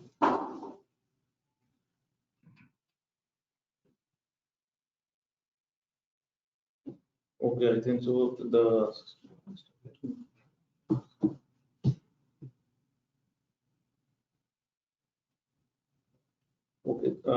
I think so system stuck है slide में आपको नजर नहीं शायद आएगा. Okay. I think so.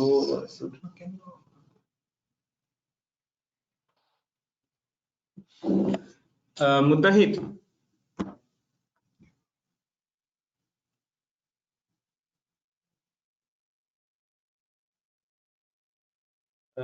Just a second, guys. I think I have to just again check.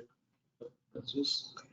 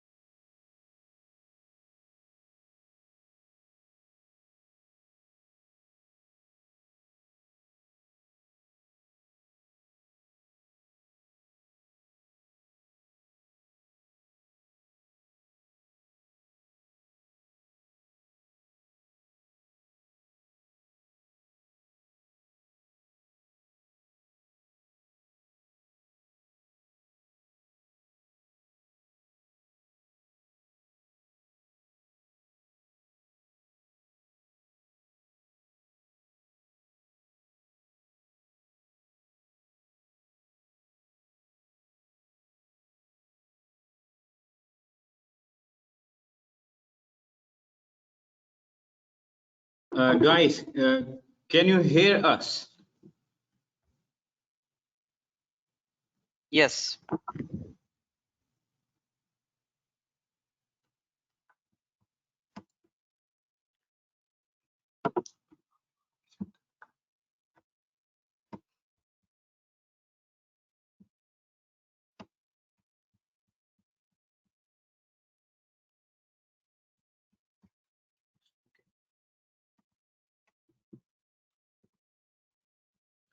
Please just hold for a second.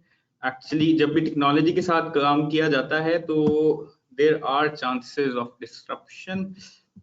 So let's move ahead. Can you see the screen? Please confirm if you can see the screens. Okay. Okay. Hand it over to you. Come over here.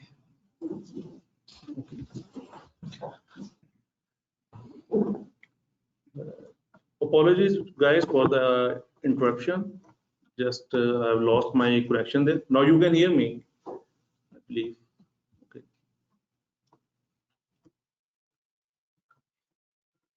Okay. Thank you. So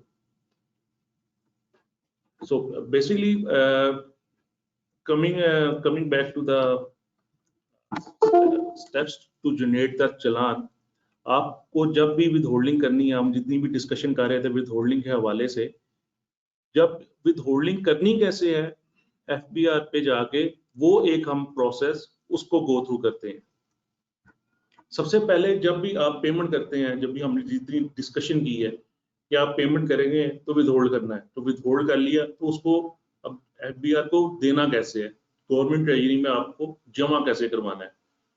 तो उसके लिए आपको एक सबसे पहले e.fbi.gov.pk पे login करना है, जो कि प्रीवियसली मैंने आपको एक स्लाइड में आपको करके दिखाया था। वहां पे आप लॉगिन करेंगे, वहां पर आपने ई पेमेंट में जाके आपको ये मैं वेबसाइट पे जाके एक डमी PSID क्रिएट करके वो भी एक डेमोन्स्ट्रेट करते हैं। आप वहां पर क्रिएट पेमेंट में जाके पेमेंट ID PSID क्रिएट करेंगे। वहां पर आप इनकम टैक्स सिलेक्ट करेंगे, उनके PSID आप सेल टैक्स की भी क्रिएट कर सकते हैं और इनकम टैक्स की भी क्रिएट कर सकते हैं, और excise duty and so forth. आप सबसे पहले टैक्स ईयर सिलेक्ट करेंगे। अभी आपका टैक्स ईयर 2021 स्टार्ट हो चुका है, उससे पहले 2021 सिलेक्ट करेंगे। आप अपना रेलिवेंट मंथ सिलेक्ट करेंगे। आपको टाइम पीरियड पहले जिस तरह इन्फॉर्म किया कि कितना टाइम पीरियड है विद होल्डिंग जमा कराने का, उसके अकॉर्डिंगली आपको अपना मंथ सेलेक्ट करेंगे। Fill in the particular taxpayer. आप वहां पर अब जैसे ही NTN आप ये so this is the screen Madeep, which you will get when you go to for generation of income tax PSID on e.fbr। आप सबसे पहले ये अपना टैक्स ईयर सेलेक्ट करेंगे, उसके बाद आप अपना NTN डालेंगे। जब NTN डालेंगे तो आपके पर्टिकुलर सिस्टम खुद उठा लेगा। उसके बाद आप अपना मंथ सेलेक्ट करेंगे। यहाँ पर ऑप्शन ओपन हो जाएगा मंथ का, आप वो मंथ सेलेक्ट करेंगे और उसके बाद आप टैक्स की पेमेंट की नेचर सेलेक्ट करेंगे। टैक्स की पेमेंट मतलब either it was adjustable, final, minimum और whichever according to the nature of the transaction। उसके बाद आप अपनी अमाउंट रखेंगे। ये जिस तरह आपने जैसे ही अपना टैक्स डाला तो आपका एडजस्टेबल सेलेक्ट किया, नेचर, अपना पीरियड सेलेक्ट किया, और उसके बाद आपने रेजिडेंट है कि नॉन रेजिडेंट है। जैसे ही अगर रेजिडेंट है तो आप उसके बाद एक पेमेंट सेक्शन में जाके उसकी नेचर सेलेक्ट करेंगे।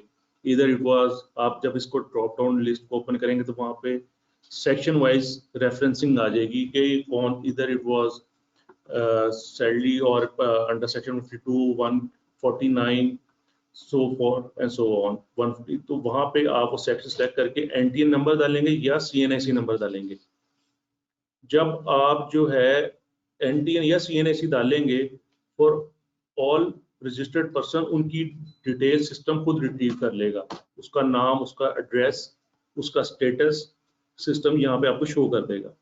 आप टैक्सेबल अमाउंट डालेंगे, रेट डालेंगे तो सिस्टम ऑटो कैलकुलेट करेगा टैक्सेबल अमाउंट, और यहाँ पर आप उसको जब ऐड करेंगे तो अमाउंट इन फिगर्स यहाँ पे आ जाएगी जो कि आपने ऊपर एंटर की है।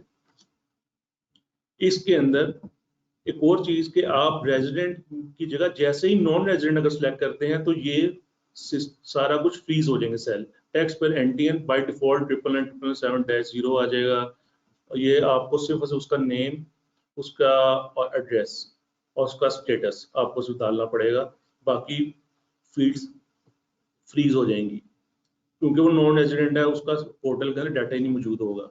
अदर देन दैट, अगर आपकी फ्रीक्वेंट ट्रांजैक्शंस हैं, आप नॉर्मली आप में से कुछ लोग टैक्स अकाउंटेंट होंगे या जो विद होल्डिंग रेगुलर करते हैं, वो अटैच फाइल में जाके एक फाइल भी क्रिएट कर सकते हैं जो एक आपके रेगुलर वेंडर्स हैं जिनको आप फ्रीक्वेंट पेमेंट्स करते हैं, उनकी आप वहां पर जाके एक मास्टर डाटा बना कर रख सकते हैं। जस्ट आप उनकी अमाउंट्स चेंज करके उसको हर महीने अपलोड करके इंफॉर्मेशन पास ऑन कर सकते हैं।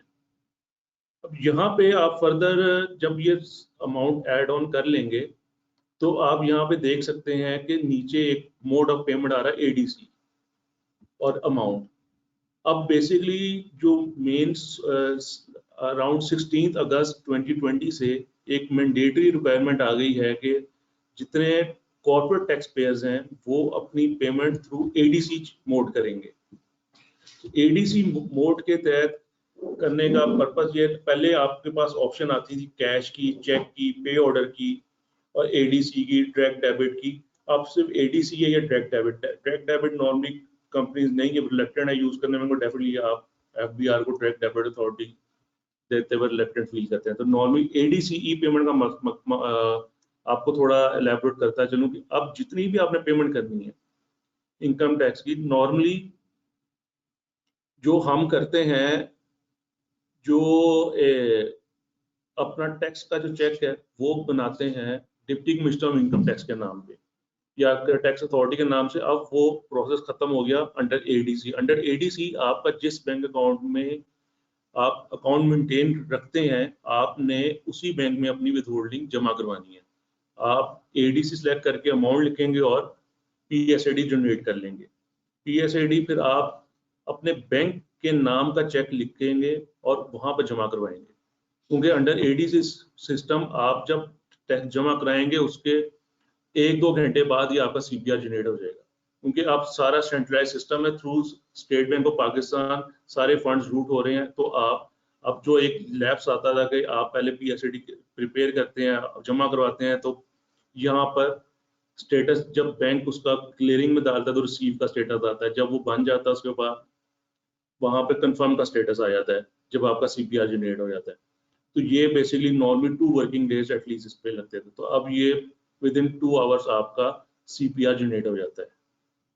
मगर इस सिस्टम में थोड़ी एक फर्दर चेंज ऐसी ये भी है कि आप पहले PSAD बना के आप उसको कैंसिल कर सकते थे, डिलीट कर सकते थे। अब जैसे ही आप PSAD बनाएंगे वो कैंसिल नहीं हो सकती, आप खुद से उसको डिलीट नहीं कर सकते। वो by under law requirement 30 days के बाद खुद ही लैप्स कर जाती है, तो खुद ही वहां से लैप्स करेगी, आप उसको मैनुअली डिलीट नहीं कर सकते। इसलिए क्योंकि जैसे ही आप PSAD बनाएंगे, बनाते साथ यहाँ पर जो स्टेटस है वो रिसीव का आ जाएगा, तो आपके पास से ऑप्शन खत्म हो जाएगी क्रिएशन के जनरेशन के फौरन बाद उसको कैंसिल करने की। तो इसीलिए नॉर्मली जो है टैक्स को रेगुलर आप में से डील करते हैं उनको पता होगा, जैसे ही आपके मंथ एंड पे अगर जो भी आपकी पेंडिंग PSADs होती हैं, तो नॉर्मली टैक्स अथॉरिटीज का फॉलो अप, जिनकी थोड़ी लाइसेंसशिप भी होती है FBR में, तो वो टैक्स अथॉरिटीज आपसे फॉलो अप शुरू कर लेते हैं कि आपका जो PSAD जनरेटेड है पोर्टल पे वो आपने जमा करवाए या नहीं करवाए तो कब करवाएंगे। तो नॉर्मली इस वजह से ऑल्दो के 1 मंथ बाद वो लैप्स कर लेगा, मगर आपको वहां पे एक थोड़ा प्रेशर टैक्स अथॉरिटीज की तरफ से आना शुरू हो जाएगा अगर आपके अनअटेंडेड PSAD रहेंगे। तो इसलिए PSAD बनाते हुए आपको बड़ा एहतियात से काम लेना पड़ेगा।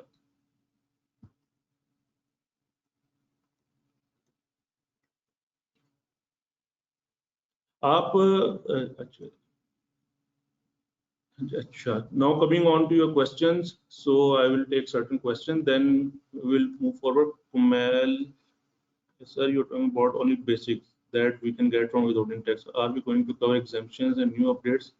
देखिए कुमैल, इसमें हम जो है आपको अभी जिस तरह एक ऊपर अली हसन का क्वेश्चन था 152 के हवाले से, उसमें मैंने थोड़ा एलैबोरेट किया कि मेन विथहोल्डिंग टैक्स रेट्स में रेजिडेंट के लिए चेंज है ही नहीं। नॉर्मली चेंजिंग क्या है नॉन रेजिडेंट्स के लिए, जो कि टैक्स कार्ड जो मैंने दिखाया था उसमें बेसिकली वही आपको हाईलाइट करना चाह रहा था कि वहां पर ही मेन चेंज आई है। नॉर्मली क्योंकि आपको पता है टैक्स रेट्स तो इंक्रीज हुए नहीं, जो एक मेजर चेंज आया वो नॉन रेजिडेंट के हवाले से इस बार फाइनेंस एक्ट 2020-21 में आया है। टैक्स विदाउट मैन्युअल, आप यू कैन काशिफ साहब, आप you can create as many vendors as you like, मगर आप जो एम्प्लॉयज और वेंडर्स की है इसकी PSAD सेपरेट बनाएंगे, क्योंकि एम्प्लॉयज की एडजस्टेबल होती है, वेंडर्स की आपकी फाइनल में भी जा सकती है, मिनिमम जा सकती है, इसलिए आपको उसकी फाइल अलग क्रिएट करनी पड़ेगी। अच्छा sir, can you please repeat PSAD and ADC? PSAD Hasan साहब, इन शॉर्ट आप जैसे ही e.fbr.gov.pk पे जाएंगे, आप ई पेमेंट्स में इनकम टैक्स की PSAD की क्रिएट के ऑप्शन में जाएंगे, तो आपके सामने बेसिकली ये विंडो ओपन हो जाएगी। यहाँ पर आप डिटेल फिलिंग करेंगे, टैक्स ईयर, अपना NTN डालेंगे, उसके बाद आप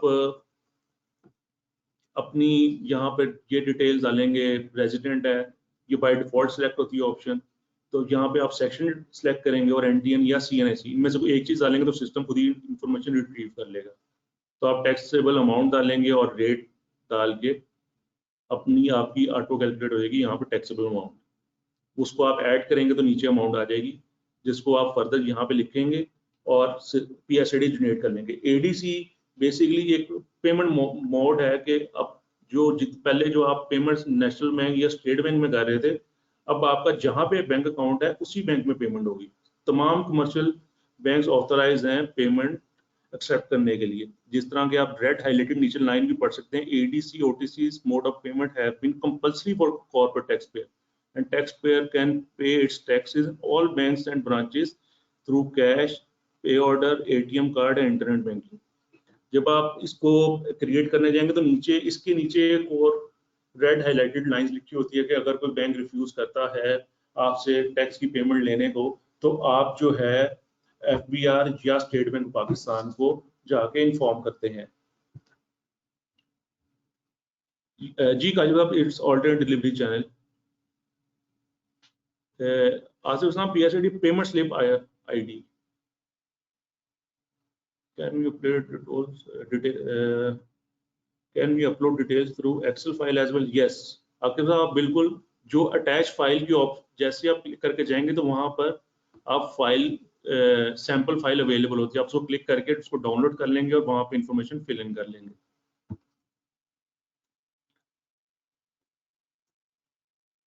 जी मोहम्मद महर साहब, ऐसे ही।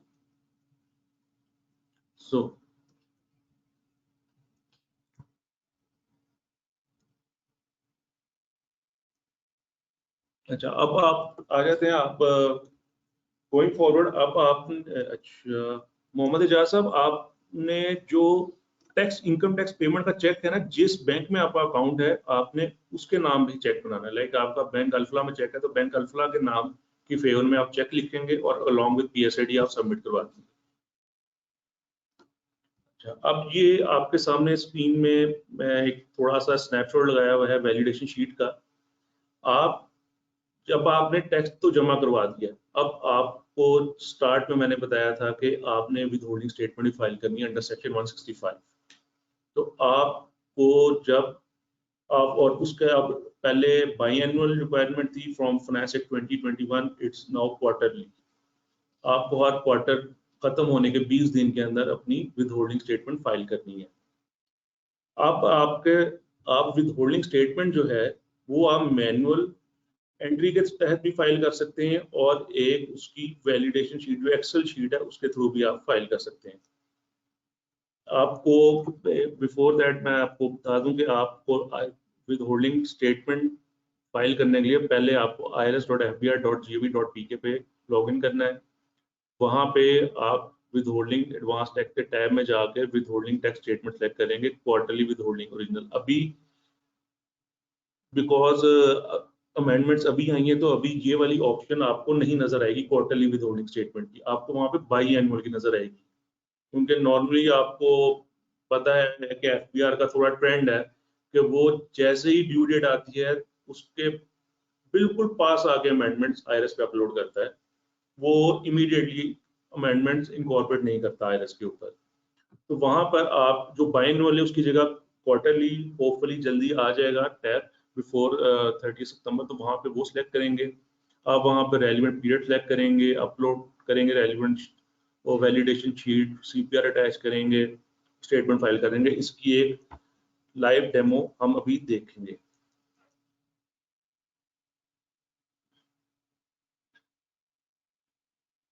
Sure. अब coming back again to on the validation sheet, आप IRS जो आपको एक वेबसाइट बताएगी irs.fbr.gov.pk, इसके ऊपर जैसे आप लॉगिन करेंगे तो वहां पे हेल्प सेक्शन में जाइएगा।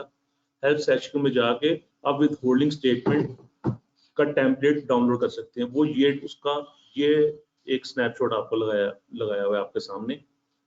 यहाँ पे बेसिक जो आपने इंफॉर्मेशन प्रोवाइड करनी है कि आपने एक क्वार्टर में, क्योंकि आप क्वार्टरली स्टेटमेंट फाइल होनी है, तो आपने उस क्वार्टर के अंदर जितनी ट्रांजैक्शंस की हैं, जितनी विदहोल्डिंग जमा कराई है, उसकी डिटेल आपने पार्टी वाइज देनी है। सबसे पहले विदहोल्डिंग एजेंट रजिस्ट्रेशन नंबर, यहाँ पे आपका NTN नंबर आएगा ऑफिस रेफरेंस, यहाँ पे आप मंथ बता देंगे, ये पीरियड बता देंगे जिसकी विदहोल्डिंग पर्टेन करती है। नॉर्मली बेस्ट प्रैक्टिस ये है कि आप क्वार्टर की एक स्टेटमेंट नहीं बनाएंगे, आप मंथ बाय स्टेटमेंट बना के अपलोड करेंगे। लाइक अभी अगर फाइल होनी है जुलाई, अगस्त, सितंबर की क्वार्टर स्टेटमेंट, तो आप जुलाई की सेपरेट फाइल बनाएं, अगस्त की सेपरेट बनाएं और सितंबर की सेपरेट बनाएं।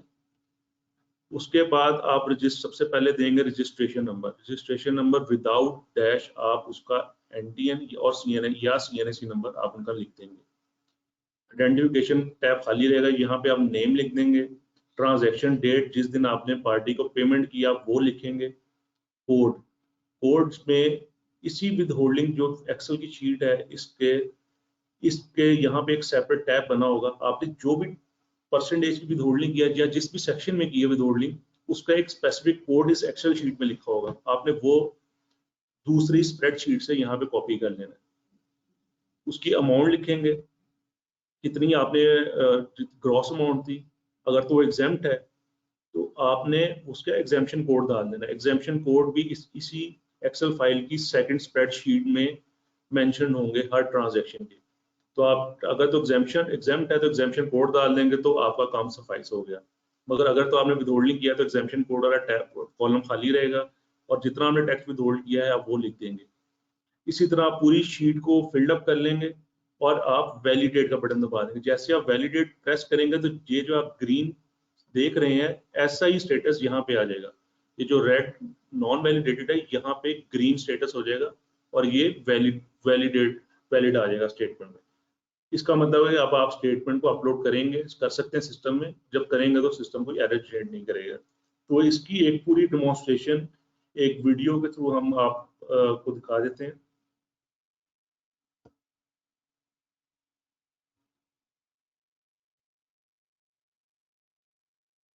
सबसे पहले आप irs.fbr.gov पे लॉगिन करेंगे।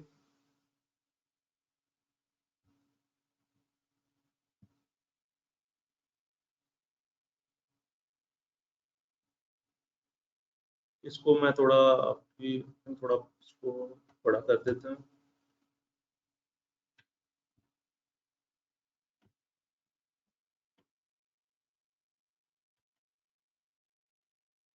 जी, सबसे आपने जब irs.gov पर लॉगिन किया तो सबसे पहले आपके पास ये विंडो ओपन होगी। यहाँ पे आप अपना irs लॉगिन देंगे और पासवर्ड देंगे।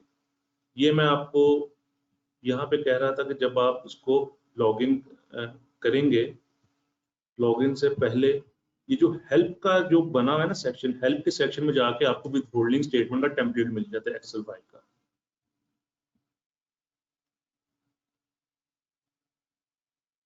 ओके, आपने लॉगिन कर लिया। लॉगिन करके आप विदहोल्डिंग एडवांस टैक्स के ऊपर टैब में जाएंगे। यहाँ पे विदहोल्डिंग टैक्स सेक्शन 165 के तहत स्टेटमेंट, यहाँ पे बाई क्वार्टरली स्टेटमेंट का टैब भी ओपन हो जाएगा। यहाँ से आप पीरियड सेलेक्ट करेंगे, जो आपका टैक्स ईयर है जिससे वो क्वार्टर पर्टेन करता है। यहाँ पे आप जिस तरह इस साल की फाइल करेंगे तो यहाँ पे आप 2021 लिखेंगे तो नीचे टैब ओपन हो जाएगा स्टार्ट डेट एंड डेट, वो क्वार्टरली का टैब आपका ओपन हो जाएगा। उसके बाद आपको समझ ये टैब ओपन हो जाएगा। आप यहाँ पे सबसे पहले आपको डिमॉन्स्ट्रेट करेंगे मैनुअल एंट्री कैसे कर सकते हैं। आपका कोई एडजस्टेबल टैक्स की कैटेगरी है तो आप वहाँ पर जाके एक्शन में प्लस को सिलेक्ट करेंगे। रजिस्ट्रेशन नंबर में उसका एनटीएन नंबर या सीएनएसी नंबर देंगे। तो उसके बाद आके आपकी टैक्स डिटेल्स आपकी जनरेट हो जाएंगी। वहाँ पे सिस्टम वहाँ पे शो कर देगा उसके अगेंस्ट पर्टिकुलर्स। यहाँ पे आप ट्रांजैक्शन डेट सेलेक्ट करेंगे जिस डेट पे आपने ट्रांजैक्शन की है। उसके बाद आप टैक्सेबल अमाउंट, जितनी ग्रॉस अमाउंट आपने पे की है वो डाल लें। और उसके बाद आप और नीचे एग्जेम्पशन कोड डाल दें अगर एग्जेम्प्ट है। अगर नहीं एग्जेम्प्ट तो आप उसकी टैक्स कलेक्शन या वो आप अमाउंट डाल देंगे। जिस तरह एंटर एग्जेम्पशन कोड, और वहाँ पे डिफरेंट आपको एग्जेम्पशन का सेक्शन वहाँ पे सिस्टम पे ही अवेलेबल आ रहे होंगे। जो अगर आप एक्सेल फाइल के थ्रू जाते हैं तो वहाँ पे मैनुअली आपको डालने पड़ते हैं। यहाँ पे आपको स्क्रीन पे ड्रॉप डाउन मेन्यू में नजर आ रही होंगी। आपने एक अमाउंट डाल दी और आपने ओके का बटन डालेंगे तो आपकी अमाउंट वहाँ पे एक एंट्री ऐड हो जाएगी। इसी तरह आपने कोई फाइनल टैक्स नेचर का है तो आप उसके एक्शन में जाके मैन्युअली वहाँ पे सिलेक्ट प्लस के साइन पे क्लिक करेंगे तो आप उसको मैन्युअली ऐड कर सकेंगे। और जब वो आप ऐड कर लेंगे तो आपने उसके बाद कंप्यूटेशन के टैब में जाके कैलकुलेट क्लिक करेंगे और वैलिडेट करेंगे। जब आपकी फाइनल सारी विद होल्डिंग, ये आपने तब करना जब आपकी सारी की सारी ट्रांजैक्शन हो जाएंगी। अब आपको एक्सेल फाइल के थ्रू अपलोडिंग कि आप वो आईआरएस पे विद होल्डिंग स्टेटमेंट का जो आपको एक हेल्प डेस्क का एक मैंने स्टार्ट में दिखाया था, वहां से टेम्पलेट डाउनलोड कर सकते हैं विद होल्डिंग टैक्स स्टेटमेंट का। विद होल्डिंग टैक्स स्टेटमेंट का टेम्पलेट जब आप डाउनलोड करेंगे तो उसके बाद ये ऐसा आपके सामने आ जाएगा, जो आपको पहले प्रीवियस स्लाइड में था। जो ऊपर वाली फील्ड आप अकॉर्डिंगली फिलअप करेंगे, रजिस्ट्रेशन नंबर विदाउट डैशेस, उसका नेम, ट्रांजैक्शन डेट, कोड आपको ये कोड्स का स्प्रेडशीट बना हुआ है, इसमें आप जाएंगे तो आपको सारे कोड्स आपको मिल जाएंगे। हर जो भी सेक्शन के में आप जिस सेक्शन के अंदर आपने विद होल्डिंग की है उसके अगेंस्ट एक कोड लिखा होगा, वो आपने यहाँ पे रेप्लिकेट कर लेना है। आपने नेम दिया, ट्रांजैक्शन डेट दी, यहाँ पे अमाउंट कोड। अब ये आप देखें जैसे ही इस कोड शीट में अब आप जाएंगे तो ये डिफरेंट कोड्स आ रहे हैं। ये आपने सैलरी एम्प्लॉय वो आपने यहाँ पे कोड मेंशन कर दिया एज इट इज, वहां से सिर्फ रेप्लिकेट करना है। अपनी ग्रॉस अमाउंट लिखी, अगर एग्जाम्पशन है एग्जाम्पशन कोड लिखा,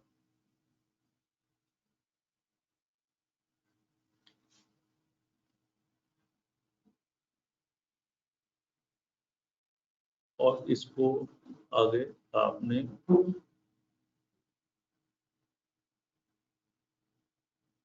यहाँ पे आप अपना एनटीएन नंबर देंगे, जैसे आपने यहाँ पे पीरियड प्रोवाइड करेंगे और आप वैलिडेट, जैसे वैलिडेट क्लिक होगा तो ये नॉट वैलिडेटेड वैलिड होगा, ग्रीन साइन आ गया इसका। इसके बाद आप विद होल्डिंग टैक्स के टैब में जाके चूज फाइल, जो आप चूज फाइल में जाएंगे, चूज फाइल में जाके आप उस लोकेशन में जाएंगे जहाँ पे आपकी एक्सेल फाइल सेव है और उसको सिलेक्ट करने के बाद इंपोर्ट कर लेंगे, वैलिडेट और कैलकुलेट।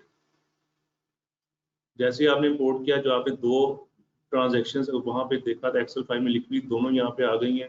दोनों के आगे आपने जब उसको वैलिडेट किया, वैलिड कर मार्क्स आ गया, कैलकुलेट हो गया। अगर आप मैनुअली चाहें तो यहाँ से टैक्स रिकॉर्ड जो है उसको मैनुअली डिलीट भी कर सकते हैं, जो आपके सामने आ रहा है। उसके लिए लाजमी नहीं कि आपको एक्सेल फाइल में अमेंडमेंट करके दोबारा अपलोड करनी पड़े। जब एक्सेल फाइल एक बार अपलोड हो जाए तो आप उसको वहां से मैनुअली उसमें चेंजिंग कर सकते हैं।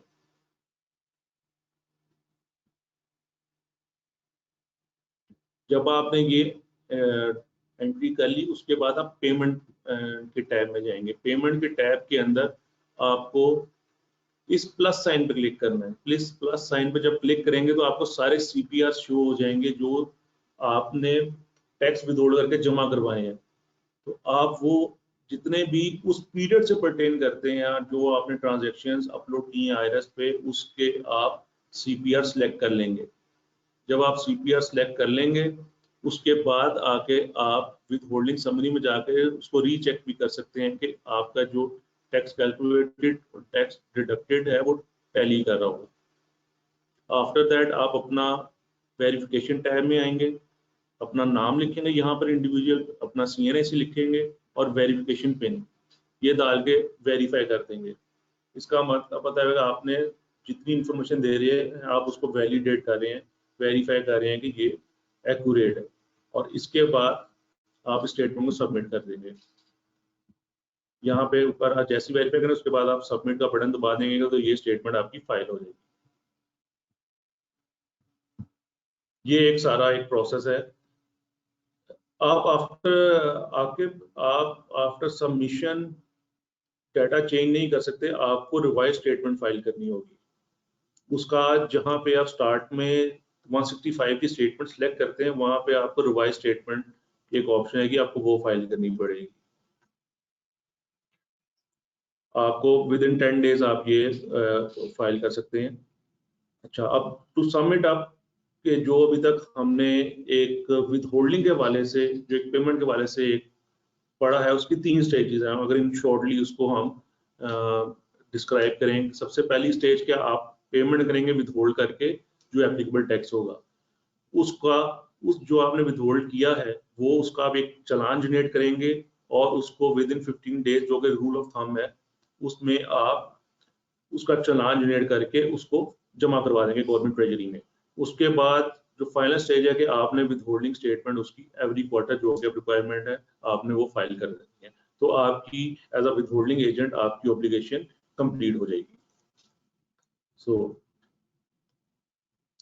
Before summing up this topic, there are 2 things which I would like to elaborate, is that there are 2 warnings, code of ethics। आप ACCA कोड ऑफ एथिक्स को फॉलो करें, आप टैक्स इवेजन की services में बिल्कुल इन्वॉल्व ना हो, क्योंकि आप as a professional you know the grey areas, so it's your ethical responsibility to promote tax culture and discourage people who are involved in tax evasion। अगर आप एज अ प्रैक्टिस करना चाहते हैं as a practitioner, so you should register your name in the ACCA register of practitioners। So this is for the whole topic। Now you can ask question, so we will take some question and then we will sum up the session। So yes, can in whose favor जी आपको ADC payment में bank के नाम check issue करेंगे। if any section is mistakenly included in the Excel and uploaded, and withholding amount is also paid to FBR, thus would I change the section on this window of withholding mistakenly included in Excel। आप अली हसन इसको थोड़ा मजीद clarify करेंगे, आपने error कब किया, CPR बनाते हुए किया कि सिर्फ एक्सेल फाइल के अंदर किया? काइंडली इसको क्लैरिफाई कर दें।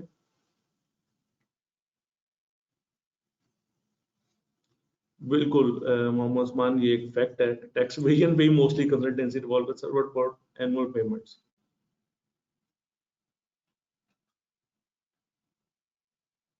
बेसिकली फहद, आपने डिफरेंट, आपको डिपेंड करता है आप किस रिजीम में फॉलो करते हैं। आप मिनिमम रिजीम में फॉलो करते हैं या आप ACD के अंदर अपनी टैक्स लायबिलिटी जमा करा रहे हैं, तो आपने जितनी भी एडवांस टैक्सेस पे किए होते हैं या आपका एट सोर्स विथहोल्ड हुआ आता है, तो उसके बाद आप जो एक अपनी टैक्स लायबिलिटी कैलकुलेट करते हैं, या मिनिमम टैक्स या आपका मैनेजमेंट अकाउंट्स 17% या corporate tax 29%, whichever is higher, उसको कंपेयर करते हैं जितना आपका लायबिलिटी आप ऑलरेडी एट सोर्स कटवा चुके हैं या एडवांस टैक्स की सूरत दे चुके हैं, तो उसके बाद आपको देनी है। बेसिक जो विथहोल्डिंग का पर्पस ये है कि ये एफर्ट तो करता है डुप्लीकेट, मगर एक टैक्स पेयर के लिए भी एक बेनिफिशियल है कि जैसे कि उसकी जो टैक्स लायबिलिटी है इन इंस्टॉलमेंट डिस्चार्ज हो रही होती है। गवर्नमेंट को भी बेनिफिट होता है कि उसकी रेवेन्यू स्ट्रीम स्मूथ लाइन हो रही होती है, कि इसको ओवर द पीरियड रेवेन्यू आ रहा होता है, कि उसको ईयर एंड पे इकट्ठा रेवेन्यू नहीं आता, उसको अपने day to day expenses meet करने के लिए आ रहा होता है। There is one bank for the payment withholding tax, or if the company has different accounts, so every time a different account is used। Akbar साहब, आप अगर कंपनी के डिफरेंट बैंक अकाउंट्स हैं तो वो अपने डिफरेंट अकाउंट यूज कर सकती है, क्योंकि कॉर्पोरेट एंटिटी के लिए उनके अब ADC मोड मैंडेटरी हो गया ना, तो ADC मोड में आपका जिस बैंक में भी अकाउंट है आप यूज कर सकते हैं, मगर आप उसको अब उसी बैंक में ही जाके जिस बैंक का चेक है उसी बैंक में जाके आपको टैक्स डिपॉजिट करवाना पड़ेगा। विथहोल्डिंग अकबर साहब, विथहोल्डिंग टैक्स का जो पेमेंट का टाइम है वो 15 डेज है, रूल ऑफ थंब 15 डेज है, वरना जिस वीक में आप पेमेंट करते हैं उस वीक के संडे के खत्म होने के 7 दिन के अंदर अंदर आपको पेमेंट करनी है, जो लॉ की लैंग्वेज कहती है। नहीं हसन सवाले साहब, नहीं, PSID या CPR डिफरेंट थिंग है। जब आप टैक्स जमा कराने लगते हैं उससे पहले आप PSID बनाते हैं। PSID पहला स्टेप है कि आप जिसमें पर्टिकुलर्स प्रोवाइड करते हैं जिस पार्टी के जिसकी आपने विथहोल्डिंग की है, उसका एंडियन, उसके बाकी अमाउंट्स, उसकी विदहोल्डिंग अमाउंट्स, और वो आप PSID बैंक में दे देते हैं। जब बैंक में डिपॉजिट करवाते हैं तो बैंक उसको कंफर्म करता है, जब आपके अकाउंट से फंड लेके उसको ऑथेंटिकेट करता है, वो फिर CPR देता है। CPR stand for computerised payment receipt. तो उस जो आपने विथहोल्डिंग किया वो कंफर्म तब होती है जब CPR जनरेट हो जाता है। तो these are the different thing but of the same stream. PSID is the initial process and CPR is the final process. So Akbar sahab, as I said, this is the rule of the thumb. Normal rule of thumb जो एक market practice में use होता है। Otherwise इसलिए explicitly मैंने law की language बता दी और आपको मार्केट प्रैक्टिस बता दी।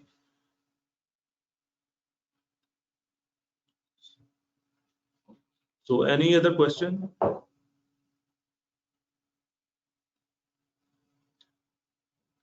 जी इब्राहिम साहब, सिस्टम नॉर्मली 30 डेज बाद उसको ऑटोमेटिकली उसको डिलीट कर देता है PSID को जो अनयूज रह जाए।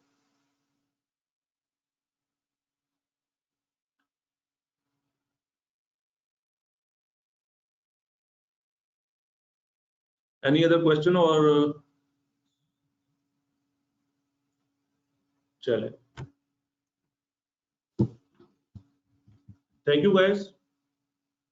What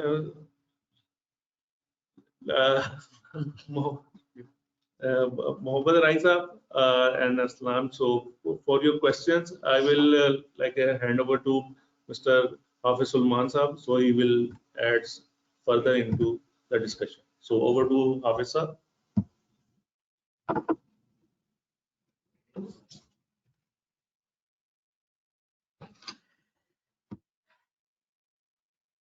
thank you Sikandar. काफी ज्यादा जो उनसे ना वो इंटरेस्ट है लोगों को कि भाई क्या होने वाला है क्या नहीं होने वाला। तो इसमें फैक्ट ये है कि रूल्स आर चेंजिंग और काफी स्पीडीली जो है वो मैं बार बार कह रहा हूँ कि लास्ट डेकेड से काफी चीजों को बेहतर करने की कोशिश की जा रही है, लेकिन वो साथ साथ कॉम्प्लेक्स भी होते जा रहे हैं। इफ आई टॉक अबाउट के मतलब पिछले सालों की बात करें तो उसमें 236 के अंदर काफी एडिशंस हुई, फिर डिलीशंस भी हुई। जैसे 236W एक इंट्रोड्यूस किया गया और फिर उसके बाद उसको खत्म कर दिया गया, 236K आ गया, 236P आ गया, 236A आ गया। तो काफी चीजों को with passage of time improve किया जा रहा है, but there is room for improvement all the time. ये नहीं है कि सिर्फ पाकिस्तान में, आबाई के रिजीम्स की भी बात करें तो उसमें भी ऑन एंड ऑन बेसिस के ऊपर चीजें जो सी हैं वो बेहतर की जा रही होती हैं। और यहाँ पे हमारा सिर्फ और सिर्फ जो मसला है वो दो चीजों में है। एक, 99% ऑफ द पीपल बाहर रहना चाहते हैं इस टैक्स नेट से, और FBR ऑफिशियल्स की बात करें तो वो अपनी टारगेट अचीवमेंट के लिए सिर्फ वो 1% के ऊपर प्रेशराइज उनको करते हैं कि वो हमारे टैक्स टारगेट्स को पूरे करें। सिस्टम के अंदर जो ये एरर है इसको आहिस्ता आहिस्ता कम करने के लिए ही विदहोल्डिंग टैक्स रिजीम के अंदर काफी ज्यादा चीजें जो सी हैं उसको शामिल किया जा रहा है। दो कि वो चीजें इन फ्यूचर बड़ी अच्छी रहेंगी टैक्स नेट को इंक्रीज करने के लिए, लेकिन अभी की अगर बात की जाए तो ये सिस्टम काफी कॉम्प्लेक्स हो गया है और इसी वजह से जो है वो मैं कह सकता हूँ कि अकाउंटेंट्स की जरूरत है। कॉम्प्लेक्स सिस्टम की वजह से ही जो है वो अकाउंटेंट्स काम करेंगे। अगर सिंप्लीफाई कर दिया जाएगा तो फिर अकाउंटेंट्स की जरूरत नहीं रहेगी। सो बी हैप्पी विद इट कि इम्प्रूवमेंट्स को हमें बेसिकली वेलकम करना चाहिए जो भी इम्प्रूवमेंट्स आ रही हैं। लेकिन बात ये है कि जब हम विदहोल्डिंग टैक्स की बात करते हैं तो सबसे बुरा हमें यही लगता है कि हम दूसरे का टैक्स क्यों जमा करवा रहे हैं और हम क्यों करवाएं। लेकिन FBR के जो रूल्स हैं वो यही कहते हैं कि आप टैक्स जमा करवाएं। इसकी जो बेनिफिट है वो दो तरह से है, एक टैक्स कलेक्शन और दूसरा identification of those who are not in tax net.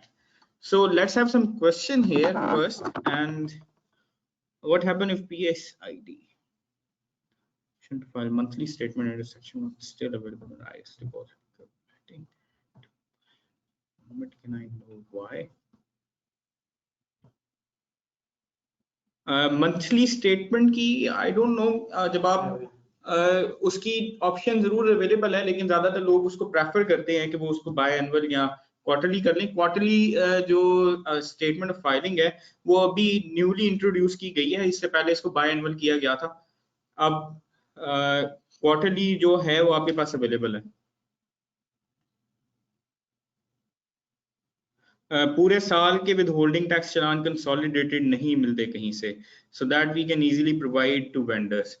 अब देखें, जो भी आपकी ट्रांजैक्शन हो रही है basically withholding tax applies on the payment, तो आपको उसका रिकॉर्ड रखना पड़ेगा। और ये बड़ा आसान है, मतलब आपके जो ERP सॉफ्टवेयर हैं या जो भी आप सिस्टम हैंडल कर रहे हैं उसके अंदर इजीली आपको ये रिपोर्ट्स मिल जाती हैं। इसके साथ साथ आपका जो वेंडर है वो भी आपसे मतलब डिडक्शन सर्टिफिकेट अपने लिए रिक्वायर करता है, जो आप E.FPR के जहाँ पे आपने चालान बनाया होता है, PSID जनरेट होने के बाद आप डिडक्शन सर्टिफिकेट को प्रिंट आउट कर सकते हैं।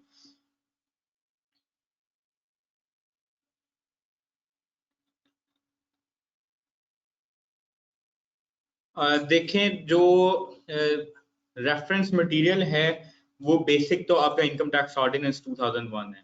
उसकी रीजन ये है कि बाकी की एक्सप्लेनेशंस हैं उसको कुछ सिंप्लीफाई किया जाता है, कुछ कम एक्सप्लेनेशन है, कुछ ज्यादा है, लेकिन जो आपका बेसिक रेफरेंस है that is income tax ordinance 2001 for income tax with होल्डिंग। सेल्स टैक्स के लिए आपको बेसिकली सेल्स टैक्स एक्ट में जाना पड़ेगा।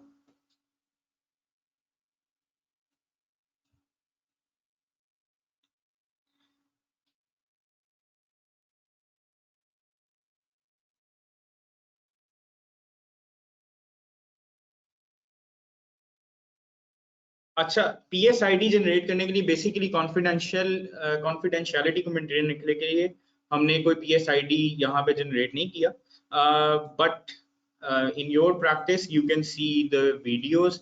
और इसके अलावा PSID जनरेट करने के लिए बड़ा सिंपल सा मैकेनिज्म है, इसको तो बहुत सिंप्लीफाई कर दिया गया। आप सबसे पहले अपने e.fpr.gov.pk पे लॉगिन करते हैं और वहाँ पे ई पेमेंट्स के टैब में जाते हैं। वहाँ पे क्रिएट पेमेंट की टैब है। क्रिएट पेमेंट में आपको काफी नजर आएगा, सेल्स टैक्स भी बन सकता है, इनकम टैक्स भी बन सकता है। तो इनकम टैक्स में जाके आप उसमें अपने पर्टिकुलर्स ऐड करते हैं। उसमें एक्सेल फाइल भी अटैच की जा सकती है, जिस तरह सिकंदर ने सारा गाइड किया, सेम वैसा ही है, कोई इतना कॉम्प्लेक्स सिस्टम नहीं है। आप अपनी रिटर्न फाइल करते वक्त वहां से PSID जनरेट करें, और मैं सबको कहूंगा कि इनकम टैक्स रिटर्न फाइल करें to be part of this economy और डॉक्यूमेंटेड इकोनॉमी। हम सब की एथिकली हमारी बाइंडिंग भी यही कहती है, कोड ऑफ एथिक्स भी यही कहता है, हमें अपनी इनकम को डिक्लेयर करना चाहिए। और एज बीइंग ACCA हमें ये सब कुछ डिक्लेयर करना चाहिए और टैक्स एवेजन से हमें बचना है। So guys, we are coming to the end of this session now.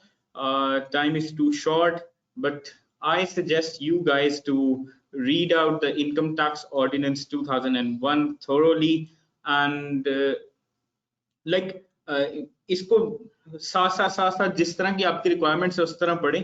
आपको ये सारी गाइडेंस प्रोवाइड करता है, दो इट इज कॉम्प्लेक्स, लेकिन जब आप एक दो दफा पढ़ेंगे तो यू आर प्रोफेशनल। तो आपके लिए ये कोई बड़ी बात नहीं है कि आप इनकम टैक्स ऑर्डिनेंस को गो थ्रू करें, अपने नॉलेज को इंक्रीज करें। We are here for your help, ACCA is here for your help. और अपने रिसोर्सेज को काफी स्ट्रगल करने की बजाय आप उनको यूज करें, अपने रिसोर्सेज को यूज करें। और आपका सबसे बड़ा रिसोर्स ACCA है, जो आपको हर जगह पे सपोर्ट प्रोवाइड करता है। एक्चुअली आपका नेटवर्क जो है वो 6 डिजिट प्रोग्राम का भी एक ये है कि your network is your network. So अपने नेटवर्क को इंक्रीज करें, आपको डिफरेंट तरीकों से आसानी मिल जाएगी इसमें। So the last question is the update version of Income Tax Ordinance 2001 available on FPR's website? Okay, अगर मैं बिल्कुल अपडेटेड वर्जन की बात करूं तो वो अभी तक वहां पे नहीं आया। ऑल्दो 31 सितंबर 2019 तक का जो अपडेटेड वर्जन है वो वहां पे अवेलेबल है। कोविड की वजह से आई थिंक या कोई और बॉटलनेक है, उसकी वजह से वहां पे नहीं आया। जब भी आप इनकम टैक्स ऑर्डिनेंस को पढ़ रहे हो तो उसकी जो चेंजेस हैं वो फाइनेंस एक्ट में अवेलेबल हैं। एंड मैं आपको वो शेयर कर दूंगा सारा डाटा, मैंने शेयर भी किया था। I will share it again for your reference and good luck, you guys will rock the will rock the world. And once we need to say that we are champions. Thank you guys.